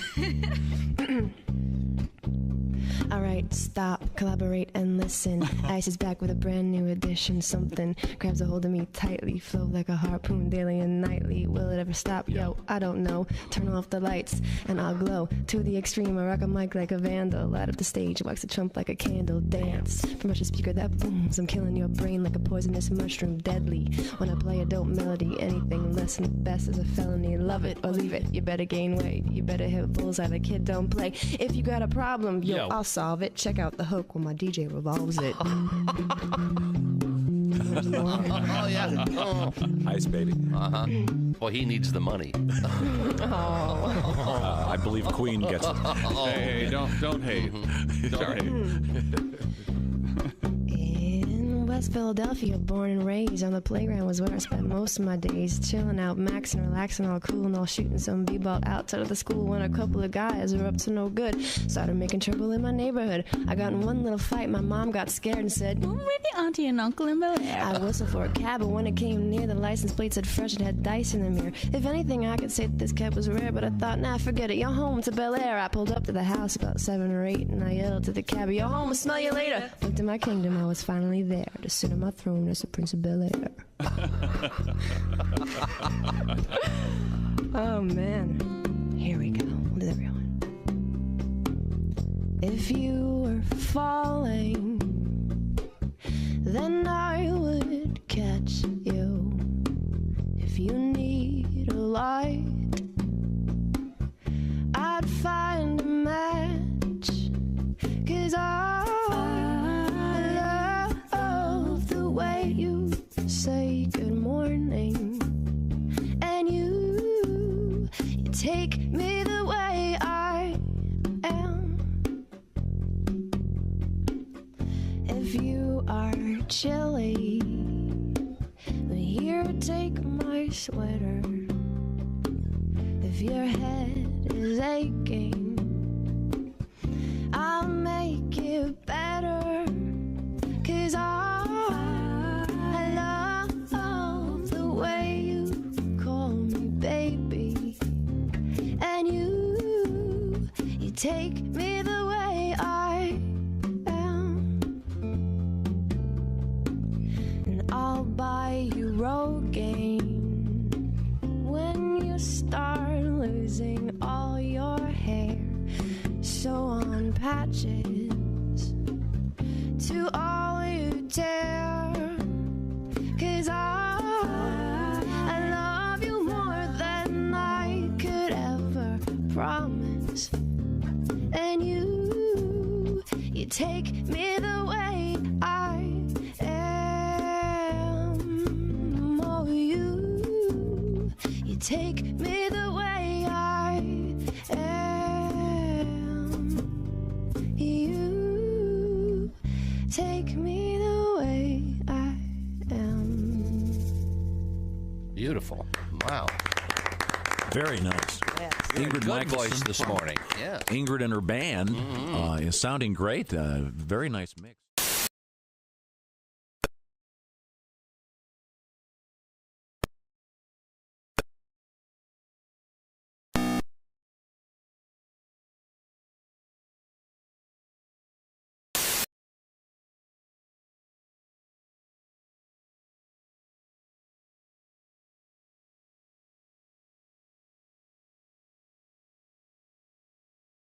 The show. Bob and Tom VIP. You have to get it. It's state law. Bob and Tom. Well-meaning, but Yeah, they're all messed up. more than slightly confused. The most unfair thing about life is the way it ends, right? Mm-hmm. With a death. What's that, a bonus? No. Life is tough. It should be reversed. You die first. Get it out of the way. Mm-hmm. Then you live in an old age home. You get kicked out when you're too young. You get a gold watch. You go to work. You work for 40 years till you're young enough to enjoy your retirement. Go to college, you do drugs, alcohol, you party, you get ready for high school. Go to school, you become a kid, you play, you have no responsibilities, become a little baby, go back into the womb, spend your last 9 months floating. You finish off as a gleam in somebody's eye. Oh, nice. Bravo. That's perfect. Good morning, sunshine. Bob and Tom 24/7. 24/7. 24/7. Lowell Sanders is here with us. I'm on the road. Are now, you Lowell, are you a single man? Yeah, I left a wife in Detroit. Oh, okay. I see how it works. Police should have found her by now. I'm kidding. They won't find her. Ain't no way. You're that good, aren't you? I babysat a cat a couple weeks ago. No, it went in the show. Oh, Then he started picking his out of his litter box and dropping him in the middle of the living room floor. Oh, this is a protest. It did seem like some sort of action. Cats are, jerks, basically. Can be. Cats are jerks. Hi, this is Bob and Tom 24/7. My name is Jim Gaffigan. I have to go and, well, I just had a... It's Bob and Tom, y'all. Is this anybody enjoying this? No. No, I'm enjoying it the way you. I'm enjoying it in the way you enjoy watching videos of skiers falling down. I like listening to you say y'all. There's Christy Lee at the news desk. Pat Godwin in the music room. Hey, Josh. Ace Cosby over there. Hey. Willie Griswold hating what I just did. It was terrible. Nobody liked it. Nobody needs that. Nobody wants it. Don't listen to him. I want less of that in 23, baby. I'm Josh Arnold, and there's Tom Griswold. Thank you very much. Now, very anti-beatboxing. I'm vehemently anti-beatboxing. I didn't know that. I honestly would have assumed you were you loved it. Maybe like the Biz Marquee, like that fun kind of beatboxing, but specifically, I don't like the a cappella group beatboxing. I don't like the guy that looks like me going and living on a feeling. You should have never told me this. If you're beatboxing, doing a fake hi-hat into a harmony, get out of here. You're hurting music every day. Now, we were talking about this, the AI essay creators. What do you want to call it? It's called Chat GPT. Yeah, Okay. Chat GPT. And they're concerned that, students are going, hey, write me an essay about whatever. Hemingway and T.S. Eliot or something. Did you see the story of the college dean or something that sent out a big letter to the faculty and students, and she used Chat GPT? On purpose? I mean, well, they caught her, and now I she's see. Okay. in trouble. Hasn't there also been an issue of they went, hey guys, look at this. We call it Chat GPT. Now, it's already racist. Haven't there been issues with that too? So I was reading this article about, I just read a little bit of it on the air, about pastors who are concerned that other preachers are using this to write their sermons. And then I mentioned to Christy that a friend of mine who is a pastor, and he was talking about the fact that there are, first of all, there are sermons online. Sure there are, yeah. But also that people will steal, if you will. Oh, yeah. Oh, like comedians steal other comedians' jokes? Father Mencia. So I was just wondering, do you suppose there's like a pastor sitting in the green room going, oh, damn it, that's my bit. What's he doing? That reverend just stole that. Don't worry. I was doing that bit in the 80s. It's parallel prayer. You're fine. This may be a little too inside comedy. It's funny. But I mean, obviously, the whole point is if you're going to use someone, you credit them. Well, the sermons online, I'd like to think, are foundational. Yeah, so you use them. build off that. But I assume that the Chat GPT, which, by the way, it sounds kind of like a really cool car. Hey, have you seen the GPT? It's unbelievable. Well, It's got 8 cylinders. If you think about it, these guys have to come up with new material every week. And, Yeah, what's that like every day? But I mean, like the sermon, the gospel's the same. Right. You know what exactly. I mean? It's the But then same they- gospel. They have to come up with a different take on it for every time they read that gospel. That's got to be a hard sell. I mean, Yeah, that's but got to I be mean, tough. Alexa, please enlighten my flock this afternoon. I don't know. It just seems to me That would potentially be a problem, yes. But hey, it's all right. Wow. I'd be curious if anyone listening, first of all, if you're a man or woman of the cloth, thank you for your indulgence. Thank you, Father John. But I just wonder if they do get upset when someone steals their stuff and doesn't. Maybe not. I don't know either. Yeah, maybe they went, "Hey, I'm meant to get the word out there, and it can be shared." Do you think Jesus got really angry about people ripping off his material? I feel like he's all about sharing. I think that's what the Bible is, isn't it? You know what I bet is competitive? The church marquee writers. Oh. Those can be good. Hey, I did that dog is man's best friend backwards thing 2 years ago. You bet. I did John 3:16 days till Christmas. Yeah, I believe you stole that. There's like a meeting, a convention of those guys. I like that one. John 3:16 days till Christmas. What date do you put that up? Well, I guess it depends if count back. depends if it's a leap year or not. March 16th. It says right there. That's so funny. Oh, 3:16. Okay, I see. Which leads to a funny story we had earlier this morning. Out of New York State, the Department of Transportation put up a sign. Willie had the story about. It was a commemorative highway for Jackie Robinson, and they spelled it Jakey, Jakie. They left the C out. Oops. And again, we got a nice letter from someone who works for the New York Department of Transportation saying that even though they have spell check and several layers to get there, you've got the guy designing the sign, printing the sign, toting the sign out there, putting up the sign. At some point, you would have thought someone would have said, wait a minute, the great Jackie Robinson spelled it. But similarly, do they have spell check for those portable signs? I don't know. I bet a lot of those have gone up with errors. Oh, of course. Because you have to have a person go out there and put the little letters up. Yeah, I do love those. The portable signs? I love those. Like the ones with the little by letters? construction. You know, like you're driving down the street and there's a new restaurant. They've got the sign on a trailer that comes up. Hey, yeah, right. Those are fun. But the digital signs, any kind, I like them. They're fun. All right, hey, what are we gonna do? The man likes signs. Just saying, hey, something's changed here. Something's new. It's. Do you like a person in a sandwich board? Love it.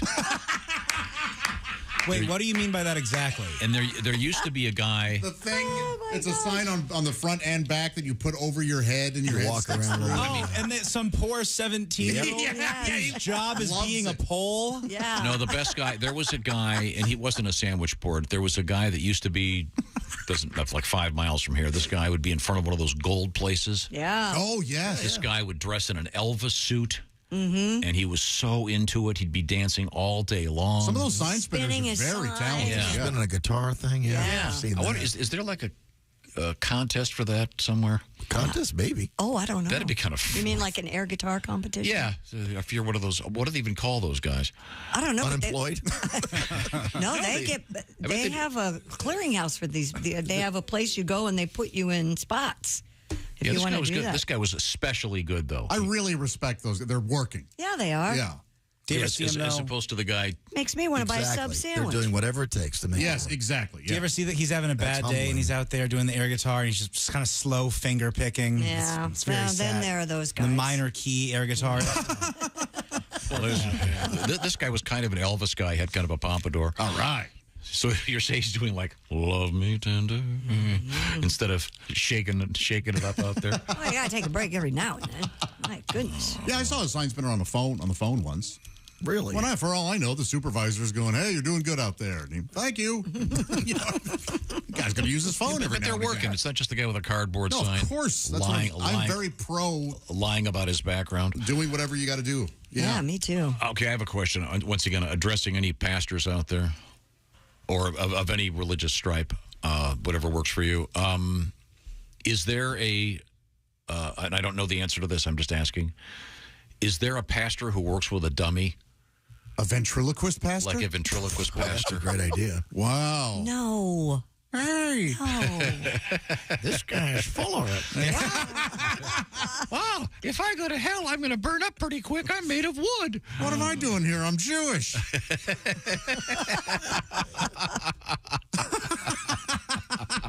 I'll tell you what, Jesus died for your sins, but you're dying right now. How about some better jokes? Well, they're not there to tell You think I got a tough job? My brother, Jesus, was nailed to him. Well, now we're all going to hell. Yeah, well, I think these are all fair questions. The notion. I'll be waiting to get into heaven, and St. Peter will be there. I'm going, I didn't even say any of those. You're laughing at him. You kind of laughed. You're a party to it. I was laughing at him being an idiot. No. Because there are pastor musicians. There has to be a pastor ventriloquist. Yeah. There has to be. Boy, I'd go. Well, maybe for Sunday school. Yeah, there's not going to be a. Hey, kids. Not going to get up in front of 500 people going, hey. You know, that's making fun of. No, it's not. You're whatever it is to get people to do. It's like when we talk about serious business on this show. Hey, people came for a few laughs, but by the way, ladies, make sure to get tested for this. Gentlemen, make sure to get tested for this prostate issue, et cetera, et cetera. Wait a minute. Okay, it appears we have already found one. Oh, my gosh. What? The ventriloquist? Yes, like the ventriloquist pastor. Like Pastor Frank and Woody or whatever? Woody? Is he a crucifix? No, it looks like they look like two kind of like Jerry Mahoney dummies. They've been on a mission since 1953. Yikes! I see. I'm guessing that this ventriloquist is no longer talking. Would be my guess. But you never know. It's perfectly possible. We'll have to find answers to all these dumb questions we've been asking, and you're very welcome. Or we could drop it. Man, I miss Chick. Let's make a decision. I feel like he's usually pretty good at making us shut up about this kind of stuff. These are all legitimate questions. And I bet there are pastors who are genuinely irked when someone steals one of their sermons and doesn't give them at least a, as the Reverend Johnson said. Yeah. If it's an unusual approach to whatever they're talking about. Just asking. So Ace, you're saying that it would be hard to take a guy seriously up there with a dummy. Yeah. You're there to worship. Okay, well. Yeah, I can't imagine that happening. Well, I haven't been to a lot of other religious services, so I can't really compare. How about an impressionist? You know what John Madden would sound like. Talking. Is there a lot of folk masses anymore? It's still contemporary impressions, though? They're not religious? Wouldn't it be amazing if at the Last Supper, Donkey from Shrek was the waiter? That's some nice fish. That's some good fish. I like that concept. Various celebrities as the waiter at the Last Supper. That's good stuff. Hey, you guys. This is a minefield. We're just having fun here. I know. Christy, calm down. Now, coming up, we have Dick Tracy back in the news, of all random things. In a story that's kind of confusing. I'm not sure I understand it. Also, an update on that kissing on the internet thing. Which is a machine apparently you can buy that you can kiss. I have had a number of emails about the Big Bang Theory. About apparently an episode of the Big Bang Theory. Yes. I did not see that particular episode, but I guess they had a machine like this. Yeah. A kissing machine? Yeah, they did. that was the person on the other end of the computer and the internet would be able to kiss back or something. That's what this is all about. Willie, would you kiss Kaylee Cuoco? Oh, I want to kiss her so bad. All right. I'm always Googling her kissing. I'm always trying to find pictures of her kissing. I'm looking for leaks of her kissing. Oh, yeah. All right. Okay, I'm all the way in. fair enough. She's great on that show. Right now, I want to talk about Simply Safe. We've been talking about this before. We talked about it on the radio. Chick was telling me all about it. It's the home security system you install yourself. And by the way, you're not going to need a bunch of wires and drills. It's very simple. And it's, you don't have to believe me. CNET recently awarded Simply Safe their Editor's Choice pick. It is continually getting great reviews. There are thousands of positive reviews on the internet. What is Simply Safe? Well, it's the home security system you design, by which I mean you go, okay, I'm going to need a camera here, a camera here. I think I'll have this door alarm. We're going to get a smoke alarm here, carbon monoxide detector here. And also, 24/7 professional monitoring is available for under $1 a day from Simply Safe. Now, you can also find ways to get special door locks, all kinds of cool stuff. Customize it. Go to simplysafetom.com and just take a look. I think you're going to like it. You'll feel a lot more comfortable in your house. Go today, by the way, to claim a free indoor security camera plus 20% off your order with interactive monitoring. You can pop on your phone and go, oh, look. Why is the dog sitting over there? He knows he's not allowed there. That's what Simply Safe is all about. It's really about serious business of keeping yourself secure. You'll feel a lot better. You'll sleep better. SimplySafeTom.com. There's no safe like Simply Safe. That's SimplySafeTom.com. Once again, coming up, the kissing machine. This is the Bob and Tom Show. Hey, guy, it's Kid Tarmac. This is Bob and Tom 24/7. Kid Tarmac. Hey, treat yourself to a VIP membership at bobandtom.com. If you love the Bob and Tom Show, how about full access right now? When you're a member, a VIP member, you get access to the Bob and Tom archives and the album library. It's a wormhole you like to go down and you may never want to come out. Plus, the Bob and Tom Show available to our VIP premium service members, commercial free and on demand with our daily podcast. Yes, that's right. You can listen whenever you want without any commercials if you're a VIP member. Just go to bobandtom.com/VIP to find out more. Hi, everybody. Christy Lee with your Bob and Tom News Update. The Supreme Court is taking up a partisan legal fight over President Joe Biden's plan to wipe away or reduce student loans held by millions of Americans. The High Court, with its 6-3 conservative majority, is hearing arguments today, in 2 challenges to the plan. So far, Republican-appointed judges on lower courts have blocked the plan. Arguments are scheduled to last 2 hours, but likely will go much longer. That program estimated to cost $400 billion over 30 years. The White House is giving all federal agencies 30 days to wipe TikTok off all government devices. The Chinese-owned social media app is coming under increasing scrutiny in Washington over security concerns. Some agencies, including the Department of Defense, Homeland Security, and State, already have restrictions in place. The guidance calls on the rest of the federal government to follow suit within 30 days. And the remains of a man who disappeared in southern Argentina earlier this month appear to have been found inside a school shark that was captured by local fishermen. The family of Diego Barea, 32, recognized his remains due to a tattoo that was still visible. Law enforcement officials said that Barita was last seen near the coast in the southern Chapo province, riding his all-terrain vehicle late on February 18th. And that's your news. I'm Christy Lee. More of the Bob and Tom Show on the way. Things you hear on the Bob and Tom Show. So, Nick, let's start with the basics. Are you a married guy? No, I just got divorced. Sorry to hear about that. It's okay. Lots of people get divorced. Einstein got divorced. He did? Yeah, did you know that? Albert Einstein, arguably the most intelligent man who ever lived, got divorced. They should tell you that before you get married. It shouldn't be, do you love her? Do you want to spend the rest of your life with her? It should be, do you think you're smarter than Einstein? Oh, so you're dating then? I guess. You know what I don't want to do? I don't want to say I love you anymore. I hate that first I love you. That's the worst. First time you ever tell a woman you love her. If they like you, they want to hear it. And when they hear it that first time, something comes over them. You know, their eyes get all wide and get that diabolical grin on their face. You can almost feel them saying, excellent.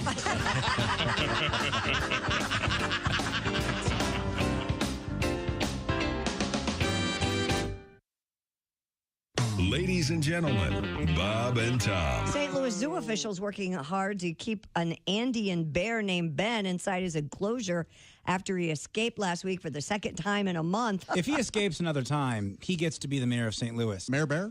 Oh, Mayor Bear's, and everybody gets honey for the day. Who wouldn't see a movie called Mayor Bear? Lyle the Crocodile was a hit.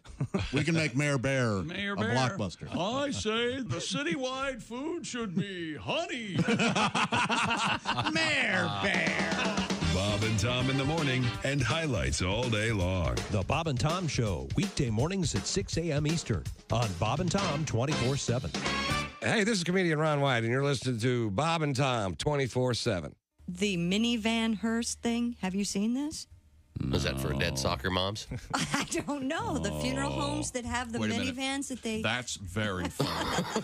Have you seen that's it? good. The They wanna minivans go that they've put those, the fancy scroll work thing they put on the sides. Yes, I'm not making this up.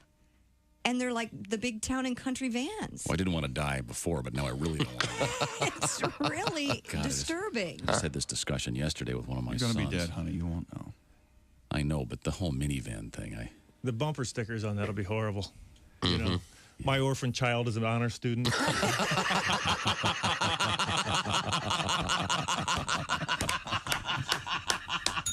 Beautifully done.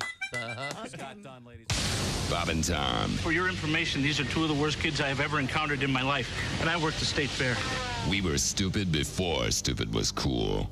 Comedian Dave Dugan. Comedian David Dugan. Dave Dugan joins us in the studio. David Dugan. My formal name. You sound like a grand wizard.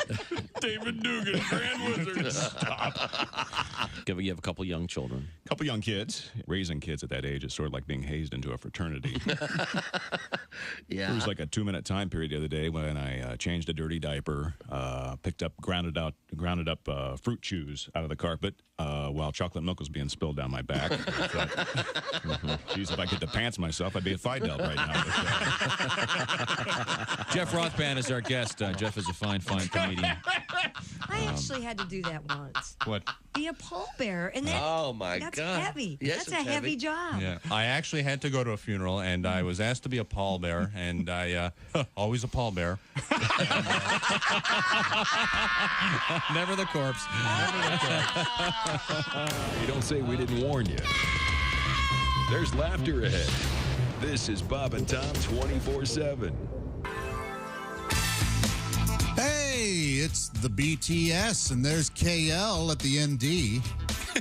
Can you decode that, Tom? I got that. It's Bob and Tom Show. Thank you. There's Christy Lee at the news desk. Shall I continue with this motif? Do it. And Make him mad. Pat Godwin in the music room. PG. Chick McGee out with an awful pickleball injury. We wish him the best. Hey, it's Cosby. Hey. Willie Griswold over there. After work, I'm going to GH, and if you guys GM, I'm going to Q. Yeah, you are. I'm going to JO to some IP. What? Internet porn. There's. I thought you were going to go the other way. I'm glad it was porn. So we have to interpret the J-O. Yeah. Okay, thank you very much. Just ogle. Okay, now, I thought it was. we've been, God, why are we talking about this? About pastors. You. We're talking about it because of you. Stealing sermons. It's your fault. And this is, there's this news article about a group of pastors who tried using the so-called Chat GPT to write their sermons. This one guy, Todd Brewer, who is a managing editor of a Christian website, said he was not prepared. He said AI generated a text that was better than several Christmas sermons he's heard over the years. Oh, my gosh. That's one of the first success stories I've heard of this stuff. But he said it does lack any human warmth. Okay. Okay. Well, you could add that. But we were talking, I guess on the air, I think we were talking about, do pastors kind of, like comedians, sit around going, that's my bit? Yeah. You know, I started doing that in 86. You know, Kinnison ripped me off. Do they? This is from a pastor in Kentucky. He says, yeah, it ticks us off when other pastors rip off other sermons and try to pass them off as their own. Wow. It happens more than you think. He's been a Everyone pastor knows for 23 I'm years. the Lazarus guy, okay? You can't do the Lazarus story. It's my thing. I got a T-shirt. I sell merch after the shows. Hey, look, try the pancake breakfast. I'll be here all week. Don't forget the collection plate guys are working hard for you. Sorry. Do you think that they sit in the back? Wow. Good Samaritan on Christmas? What a hack. I bet they do.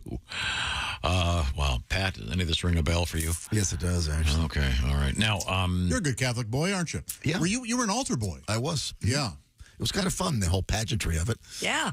I haven't been back to church since I was 16, so it didn't stick. Are you but, serious? Yeah, maybe a funeral you or a should wedding. go. Was it in Latin or English when you were doing it? First year was Latin, then it changed. Yeah. No kidding. A lot of Latin is back during Lent. Oh, really? Yeah. I had to get the card out. I didn't remember. It was bad. Okay. I believe this stays known as Latinx. Get out of school for funerals. Thank you, Josh. I hope someone else appreciated that joke. Very nice. Very funny. Now, Pat, I'm not sure I should ask you this. I should have asked you me anything you'd like off the air. I know that you had some personal circumstances interrupt your Valentine's Day celebration. Oh, we finally had a big Sunday night. She cooked for me. Okay, good. You have some family issues not associated with your romance, but you were able to have a Valentine's Day dinner? Did you do something nice for her? I am going to this week. It's my turn. Okay, to cook for her? No, I'll be taking her to out. eat something. Whoa. We're going to go to the Pizza Hut or something fun like that. Yeah, the Hut. I'm joking.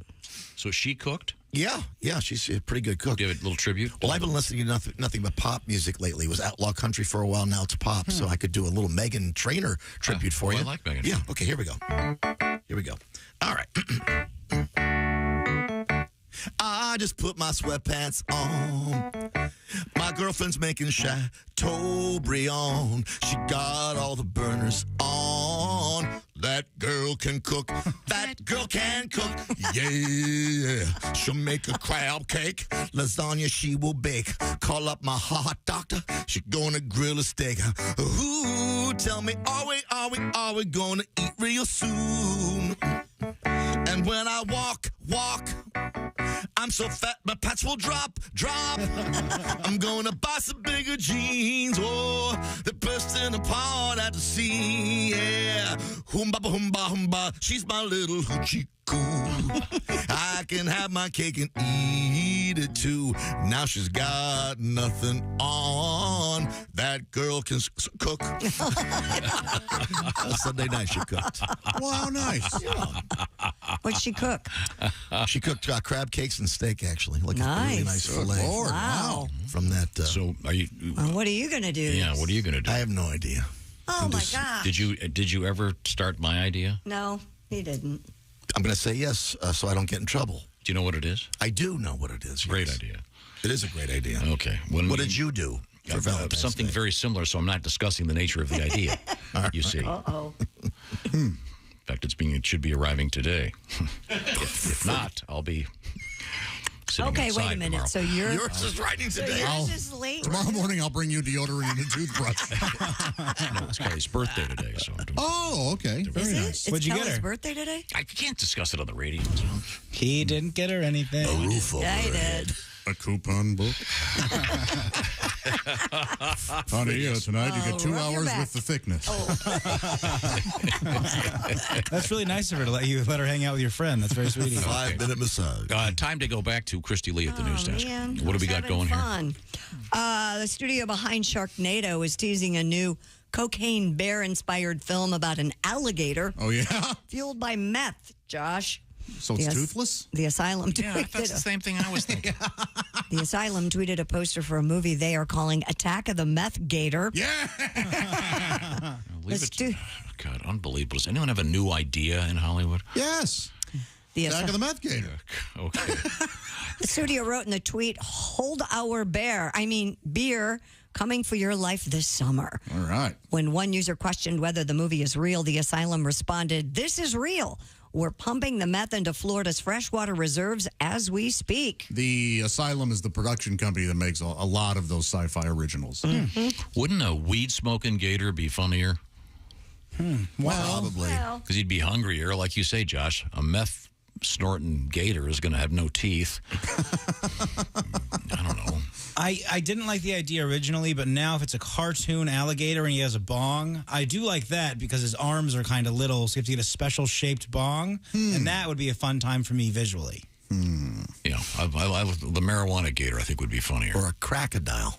Crocodile's very nice. good. Crocodile's quite good. Right. Thank you very much. Thank you very much. I'm surprised you guys haven't seen Cocaine Bear yet. I thought you guys were going to run out and see that. I was out of town this weekend, so Oh, that's right. Well, I was reading that apparently it's based on a real incident, except in that case, the bear ate all the cocaine and then dropped dead. Yeah. That wouldn't make much of a movie, would it? Yeah, it wouldn't be. Less fun. Slasher movie that it is.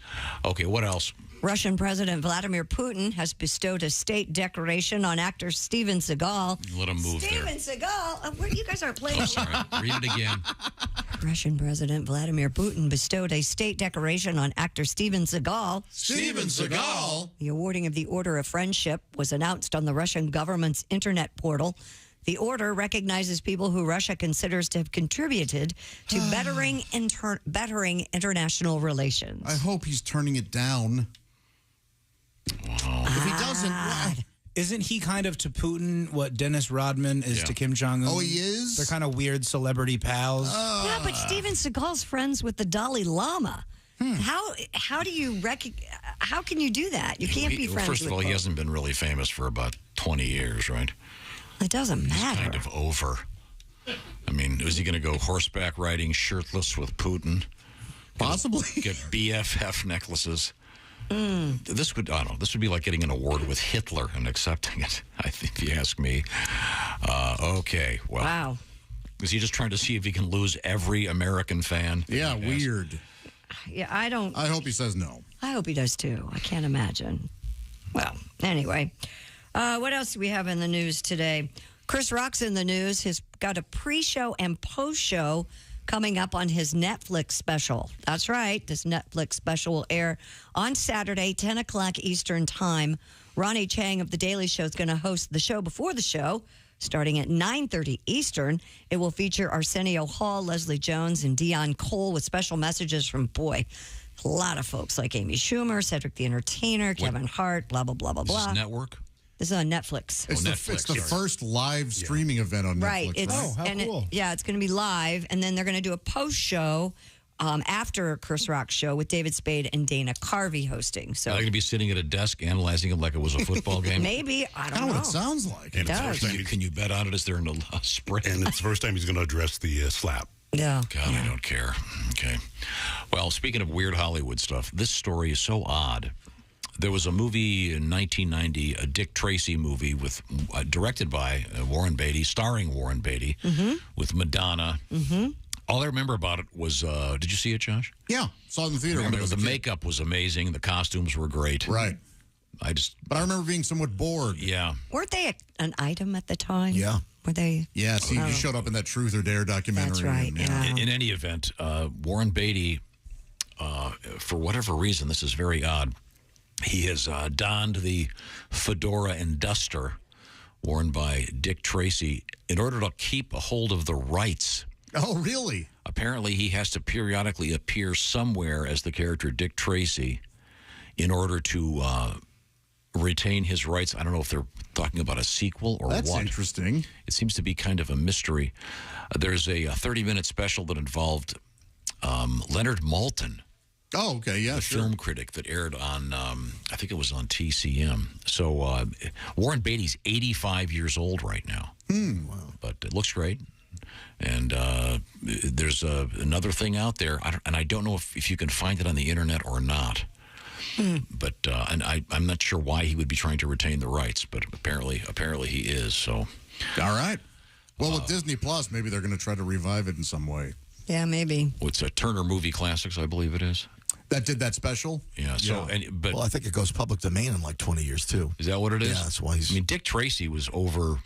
Oh my gosh! And they did like this whole weird moon thing in the '60s, and is it still being published?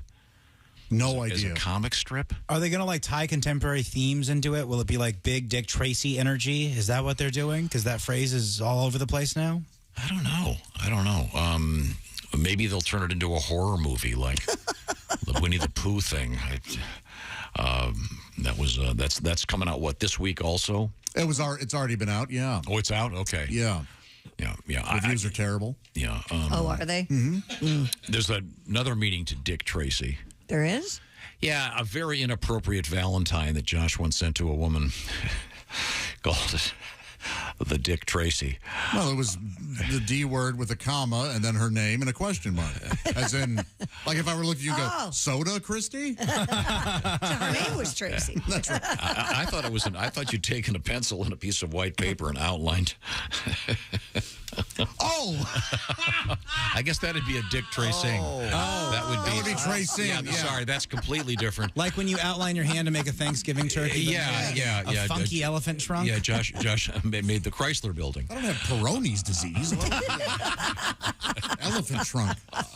So, yeah, I don't know where you can see this thing that Warren Beatty has done, but and I assume the Dick Tracy movie's floating around out there somewhere. But all I remember was great makeup. Yeah. And really cool-looking weirdo All I remember is a characters. trench coat. Oh, sure, the big yellow trench coat he wore, and That's about it. the little kid and Pacino Pacino chewing the scenery. Dustin Hoffman's in there, yeah. Yeah, Mumbles. Wow, what a cast. McDonald's had the biggest ad campaign for that thing. They had I games didn't see it. Yeah, I don't think it got great reviews at the time. A statue of Dennis the Menace that went missing from a park in Monterey, California has been found. Well, speaking of things that no one cares about. I know, right? The 3-foot-tall statue of the comic strip character was stolen way back in August of 2022. It was recovered from Roberts Lake by the Monterey County Sheriff's Dive Team after Monterey City Police received an anonymous tip about its location. So the people that took it, did they catch him? Oh, nice. Hank Ketchum. That's right. Isn't that the name of the author? Okay, very This good. is not the first Dennis the Menace statue to go missing from the park.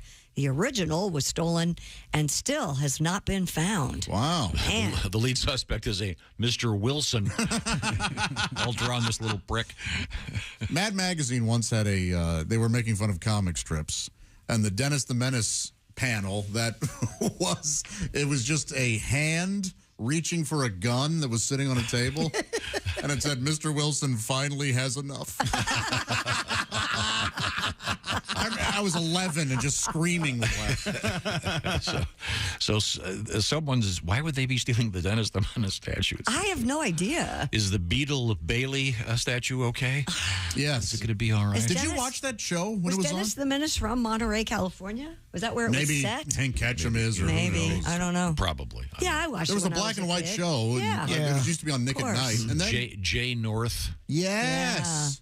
who I think is still with us. Walter Matthau played a pretty funny Mr. Wilson in the movie, the remake, the reboot. Okay, well, the statue has been found, fortunately. Coming up, we're going to have our history lesson, which is very exciting today. We've got a couple important birthdays to discuss. Right now, I want to ask you this. You want to get yourself maybe feeling a little bit better? Well, the Bob and Tom Show is sponsored by BetterHelp. Getting to know yourself can be a lifelong process. Everything changes every day. We're always growing and changing and tackling new challenges. And therapy is all about deepening your self-awareness and understanding, because sometimes we don't even know what we want. So this is where therapy comes in, and BetterHelp can connect you to a licensed therapist, and it's all done online. So BetterHelp can perhaps help you with your journey of self-discovery. If you're thinking of starting therapy, give BetterHelp a try. Once again, entirely online and designed to be convenient, flexible, and suited to your schedule. How does it work? Well, you fill out a brief questionnaire to get matched with a licensed therapist. And by the way, you can switch therapists at any time for no additional charge. And you can do it for talking. You can do it with the camera on. You can do it just texting back and forth with a professional therapist. Discover your potential with BetterHelp. And once again, the Bob and Tom Show is sponsored by BetterHelp. Visit BetterHelp.com/BT Show to knock 10% off your first month. That's BetterHelp, H-E-L-P, BetterHelp.com/BT Show. There's nothing wrong with trying to get help for yourself so you can help everybody else. And check it out. Once again, BetterHelp.com/BT Show. Coming up, happy birthday to who? We're going to find out. This is the Bob and Tom Show. Thanks for listening to the Bob and Tom Show this morning. Catch any part of the show you missed later today on our YouTube channel.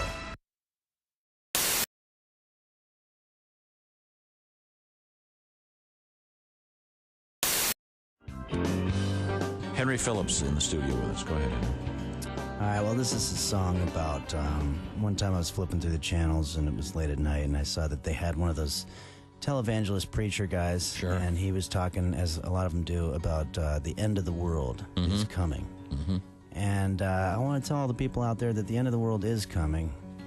For some of us, sooner than others, but not to be a downer in the morning, but it is coming. And this is a song about what I would do if it were the end of the world. Here we go. Well, I was flipping through the channels on my TV set last night, and then I came across some TV preacher guy, and he was talking about some prophecies, and I think I heard him say that tomorrow was the end of the world. So then I went into my kitchen and I reached for that top shelf. And I grabbed the finest whiskey I could find. 'Cause there's no need to save the finer things for later anymore, since tomorrow is the end of the world. And then I got into my car and I drove down to a street corner. And I asked some guy where I could get some blow.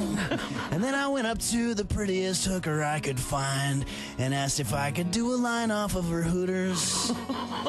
Well, much to my surprise, she said she didn't have Hooters. And much to my surprise, I didn't care. 'Cause there's no need for us to not be getting transsexual hookers anymore, since tomorrow is the end of the world. So have a smoke, shoot some smack, kick a kid in the face.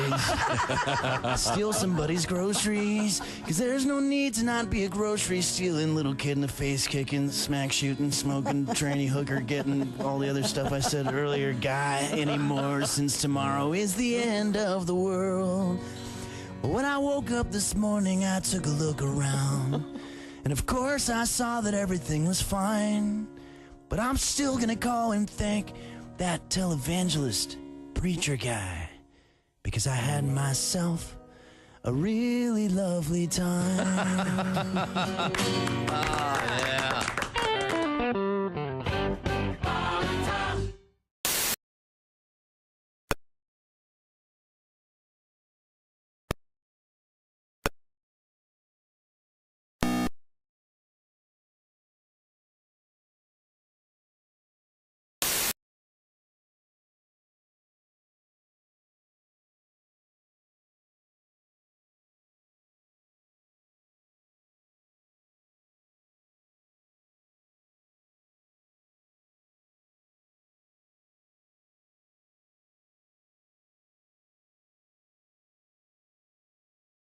Number 3, Kansas received 8.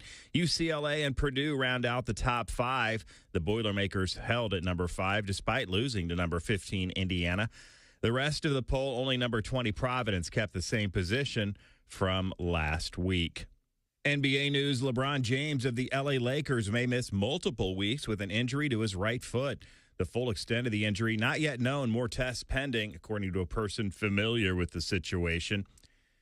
Neither James nor the Lakers had announced anything about a long-term absence. The Lakers already had ruled James out of Tuesday's game at Memphis with what they called right foot soreness. James is the NBA's all-time leading scorer and is trying to lead the Lakers into the playoffs.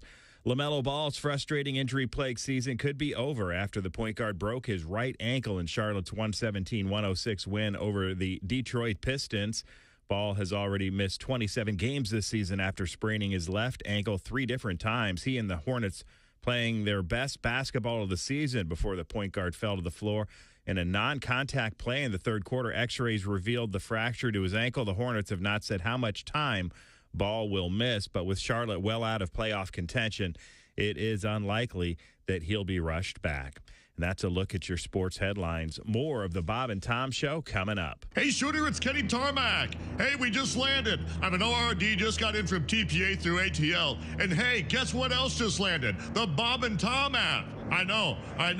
Now, thanks to the Bob and Tom app, even if I have to go all the way from Foxtrot 20 down to Alpha 4, I can still listen live, see their videos, find an affiliate station, use the alarm, and even send a message. This is Kenny Tarmac signing off and reminding you, everything I touch turns to sold. Hi, this is Greg Warren, and you're listening to Bob and Tom 24/7. Kiwi Rogers is our guest. Kiwi, having just met you, I can just guess you're obviously an athlete of some sort. Yeah, I work out a little bit. They have the whole thing where you pump weights and all that stuff. Yeah. You got to have that cardiovascular, man. Mm-hmm. I didn't have that cardiovascular. I was playing basketball the other day. They made me guard the worst dude on the other teams. It was a fat dude wearing thongs. Man. Standing on the court smoking a cigarette. You know I was in bad shape. And you couldn't keep up with him. I couldn't keep up with him. I got involved with that aerobics. Don't like aerobics, man. That's too much like sex. It is. Aerobics? Yeah, you sweat, muscles hurt, and then you got a woman up there telling you you're not doing it right.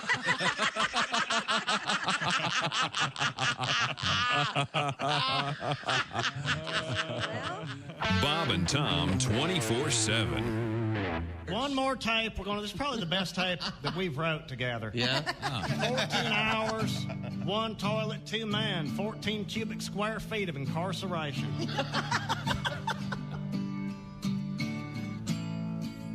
It's a good boat. It's got a good motor. It don't burn oil. But the seats are brand new. Need some fresh paint. But just on the left side, I'd act quick on it if I was you. Plus you get a free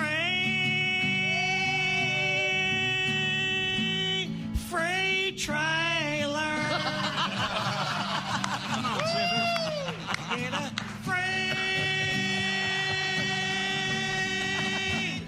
free trailer. Call my pager. Donnie Baker, ladies and gentlemen.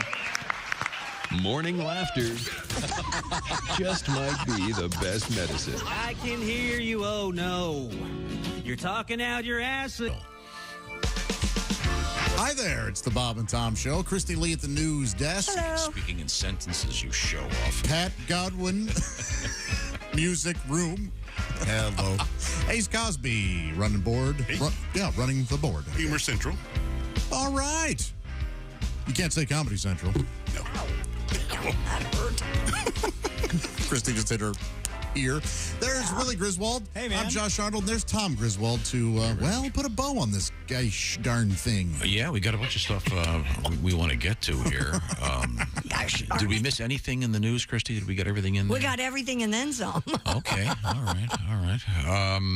Okay, let's review then what happened today in history. It's an important day, of course. Time now today in history. Oh, I can. Oh, there you go. Thank you very much. Like I said, time now for today in history. Birthdays, Zero Mostel. Never funny. Who's that? Oh, God, genius. One of the funniest men to ever walk. Producers.